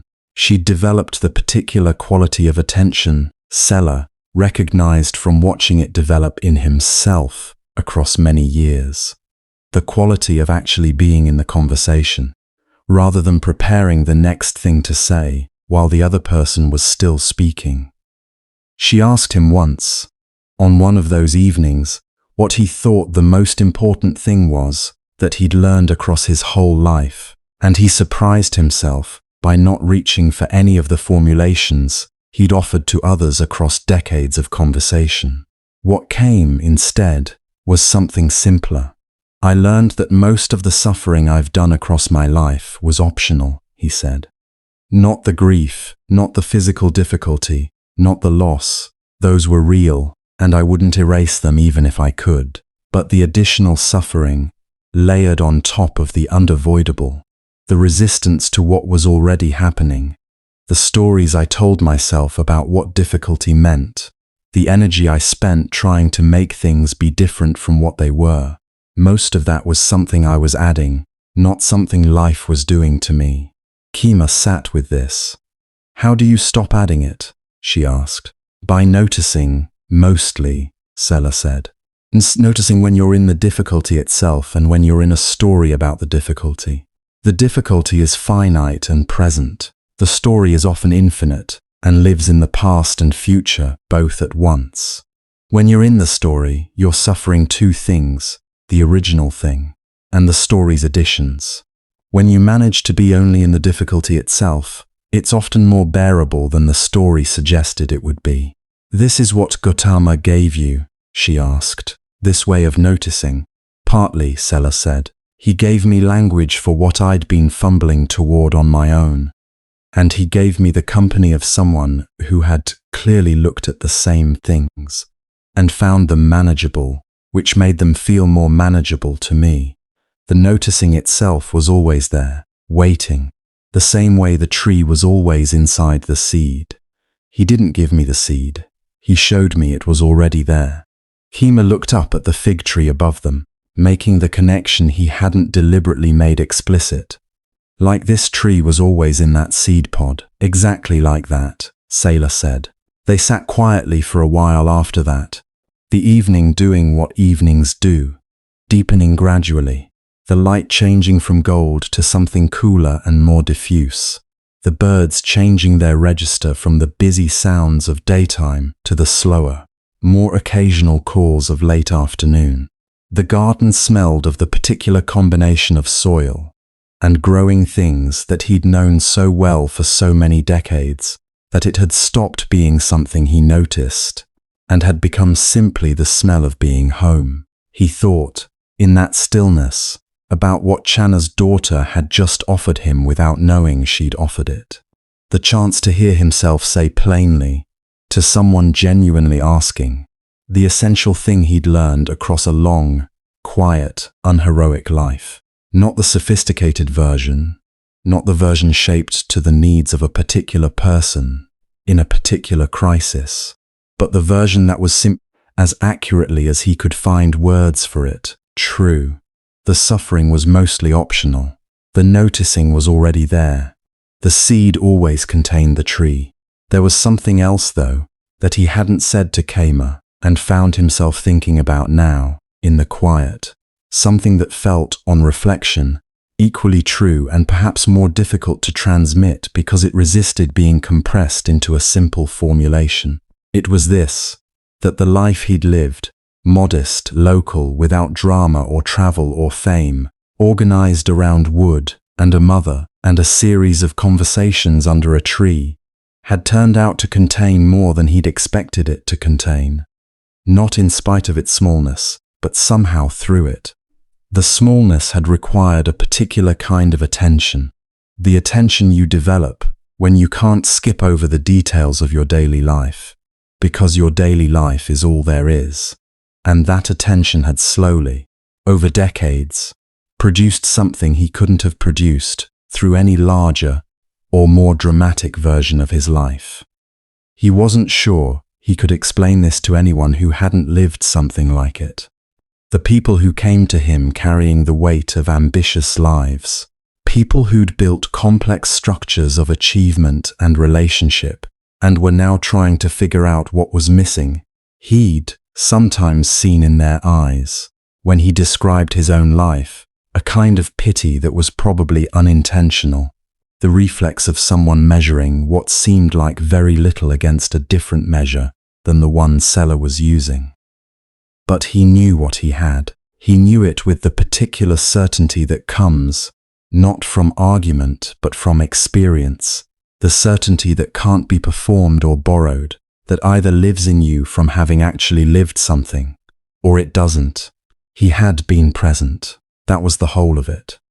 Present to the wood, present to his mother, present to everyone who'd sat beside him, or come to him with their difficulty, or shared a meal with him, or crossed a stream alongside him, present to the conversations, present to the silences, present to the long ordinary middle of days that don't announce themselves as significant, but turn out, looking back across enough of them, to have been exactly where the life actually was. It was, he thought, what Gautama had been pointing toward all those years ago with the very first question he'd posed. The question about what was already inside that had never been taken. The answer wasn't a particular insight or a specific quality. The answer was the attending itself, the turning of crucial attention toward whatever was actually present. the mango in the market, the stream crossing, the old man who'd once been someone and now sat at a roadside, the grieving man by the river saying his son's name for the first time, the young woman by the stream describing the story she'd built around her own difficulty. Attend fully. Everything else follows from that in its own time, in its own shape. He looked at Kima, still sitting beside him in the evening light, apparently content to be there with no particular agenda, and felt something he'd felt many times across his years, but still recognized each time as something worth recognizing. The quiet, unremarkable rightness of being where you are, with who you are, doing nothing more particular than being present to an evening and a tree, and the particular person the evening has brought to sit beneath it with you. He didn't say any of this to her. She would find it, in her own time, in her own form, the way everyone who pays sustained attention to their own actual life eventually finds their version of the same thing. The particular treasure that's been there all along, available to anyone willing to look for it, where it actually lives rather than where they expected it to be. He simply sat beneath the tree he'd planted from a seed he'd been told to plant, in the garden of a modest house at the edge of a forest he'd worked for 40 years, and let the evening be exactly what it was, which was everything, which was enough, which was, when you sat still enough to feel it clearly, more than enough, a fullness so ordinary and complete that it required no drama, no achievement, no particular destination to justify it, only the willingness to be present to it, rather than somewhere else. Later, years later, after Sela himself was gone, and Kema had become the person in that small community others came to with difficult things, she would try sometimes to explain to people what she understood about where her way of being present had come from. She would tell them about her father Channa, and about the woodcutter who had taught her father, and about the teacher who had taught the woodcutter. And the chain would extend backward through lives until it reached, at its beginning, an ordinary morning beside a forest stream, when a man with an axe stopped to catch a wandering teacher before he fell, without thinking first whether it was his place to do so. The catching had planted something. The something had grown into everything that followed. All those years of conversation beneath a fig tree, the seed pod pressed into a woodcutter's hands with instructions to plant it rather than carry it. The fig tree in the small garden that Kima's own children would eventually climb. The community of people who understood, without necessarily being able to articulate it, that full attention was available to anyone willing to practice it, that grief was not the end of purpose, that what we give doesn't disappear when we do. The teaching didn't live in any particular place or person. It lived in the attending itself, passed from one attentive life to the next, changing shape each time it passed, but carrying forward. Underneath the changing shapes, the same essential thing. The simple, radical, endlessly demanding practice of being fully here, now in this actual moment, with this actual person, in this actual life, which is the only life there is, which is attended to fully more than enough. Sleep well. The tree is still growing, the teaching is still passing, and wherever you are tonight, in whatever version of the garden and the evening and the necessary small work of your own life, you are exactly where the attending can happen, if you are willing to let it. Good night. There is a particular quality to the last hour of daylight in a forest, when the sun has cleared the canopy and the light comes sideways through the trunks, turning ordinary brown bark briefly amber, casting shadows long enough to reach things that ordinarily stay in full sun. Sela had watched this light his entire adult life, first as the light that told him it was time to stop cutting and head home, and later, in his older years, simply as a phenomenon, worth watching for its own sake, the way you notice, eventually, things you've been moving through too quickly to see. He had lived in this particular pocket of the world, this forest, this stream, this small collection of houses, for his entire life. And there were people who might have seen this as a limitation. The man who never traveled, who cut wood and sold it, and went home, who received wisdom rather than seeking it in distant places, who touched only the small circle his modest life offered him. He didn't see it that way, and not merely from the comfort of rationalization. He'd thought about it honestly across many years. The life that didn't go out to find wisdom had received it unexpectedly, when wisdom happened to come through. The life that didn't expand geographically had deepened instead, each year adding layers to the same ground, rather than spreading across new terrain, until what he knew about this particular forest, these particular people, this particular quality of light through these particular trees, was thorough in a way that breadth alone couldn't have produced. He had learned things from Gautama. He had also, though this was harder to articulate, learned things from the forest itself, from 40 years of close attention to what happened when you paid attention to the same place across enough seasons that you started to understand not just how it looked but how it worked, how each part related to every other part, how drought affected different species differently, how recovery after damage followed predictable patterns if you were patient enough to wait for them and attentive enough to recognize them when they arrived. The forest had taught him about interdependence before he had any word for it. The way the same dead tree that looked like failure was providing habitat for the insects that fed the birds, that dispersed the seeds, that became the next generation of trees that would become, eventually, the habitat for whatever came after. Nothing in the forest existed in isolation.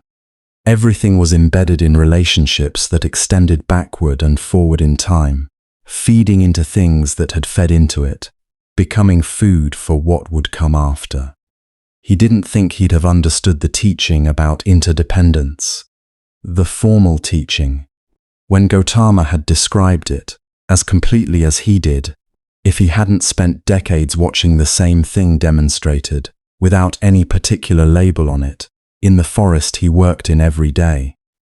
This was what the small life had given him, in exchange for what it hadn't given him. Depth of understanding specific to the particular world he'd actually inhabited, rather than the broad but shallower understanding that comes from moving quickly through many worlds. Neither was superior. They were different shapes of knowing, useful for different things, and he'd made peace, long ago, with having the shape he had. Kima stirred beside him, rousing slightly from the comfortable half-attention she'd settled into while the evening deepened. She'd grown into someone he genuinely admired, which was a different and better thing than being proud of her. Pride kept the other person at a slight distance, as something you'd had a hand in producing. Admiration was more honest, the acknowledgement that what she'd become had come from her own particular engagement, with her own particular life, shaped by him and by Channa, and by 100 other influences he could never fully map, but ultimately hers. "I should go," she said, not with any urgency, simply noting that the evening had reached the point where going home made sense. He nodded, and they sat a moment longer, in the habit of people who are comfortable enough together. That departure doesn't require rushing toward itself. Before she rose, she said something he hadn't expected. "I'm going to miss being able to come here," she said. "When you're gone, I mean when you can no longer sit in the garden," or when she stopped and started again more directly, "when you die. I'm going to miss being able to come and sit here with you." He received this without deflecting it. "I know," he said. "I'll miss it too, in whatever way that's possible." "Do you believe in whatever way that's possible?" she asked. "Or is that just something people say?" He thought about it honestly, the way he tried to think about honest questions. "I don't know," he said. "I've watched many people die, and I don't know what happens after. Gautama taught about rebirth, and I received that teaching, and I can't say whether it's true or not, because I don't have direct experience of it. What I believe, with more confidence, is that whatever I've been able to give you, whatever quality of attention or way of holding things, that doesn't end when I do. Not because of anything mystical, simply because you'll keep doing it and teach it to your own children, and they'll pass it along in some form. That continuity is real in a way I can be fairly sure of. Kima was quiet, looking at the tree above them. "And you're not afraid?" she asked. "Not much," Sela said honestly. "I used to be. When my mother was dying, I was terrified, not so much of death itself as of the loss of purpose I thought her dying would cause. I've told you about that. But I've had many years since then to watch purpose find new shapes, each time the old one ended. And I trust that process now more than I fear what will happen when my particular shape is finished." She rose then, and he stayed where he was, the way he often did in the evenings now. Letting the last of the light go entirely before getting up, simply being present to the transition without rushing it. The forest was settling toward its nighttime register, the daytime birds giving way to the owls and the nightjars, the insect sounds shifting from the busy midday chorus to the more spare and rhythmic sounds of evening. The fig tree above him was still and full, its branches carrying the last of the sky's glow in the undersides of its leaves, the rest of it already in the early dark. It had grown from a seed smaller than his thumbnail. It had taken decades to become this. It would outlast him, probably by generations, continuing to grow long after the man who planted it had returned to the same earth that had grown the seed. He put his hand flat against the bark, the way he'd learned to put his hand against things he wanted to fully feel rather than simply observe. The gate stone in the old story he'd heard once, his mother's hand in her final hours, the stream bank after the drought ended, the piece of heartwood from the fallen tree, feeling the texture of it against his palm, the particular roughness of bark that is alive, rather than dried out, the faint warmth the trunk had absorbed from the day. Still here, he thought, without quite meaning to think it, the phrase arriving the way old learned things arrive, when you are quiet enough. Not as a deliberate recollection, but as something that had been there all along, waiting for a moment still enough to surface. Still here, the tree, the forest, this evening, his hands calloused and known to him as well as anything he knew, pressed against living bark in the last of the light. Still here, good night.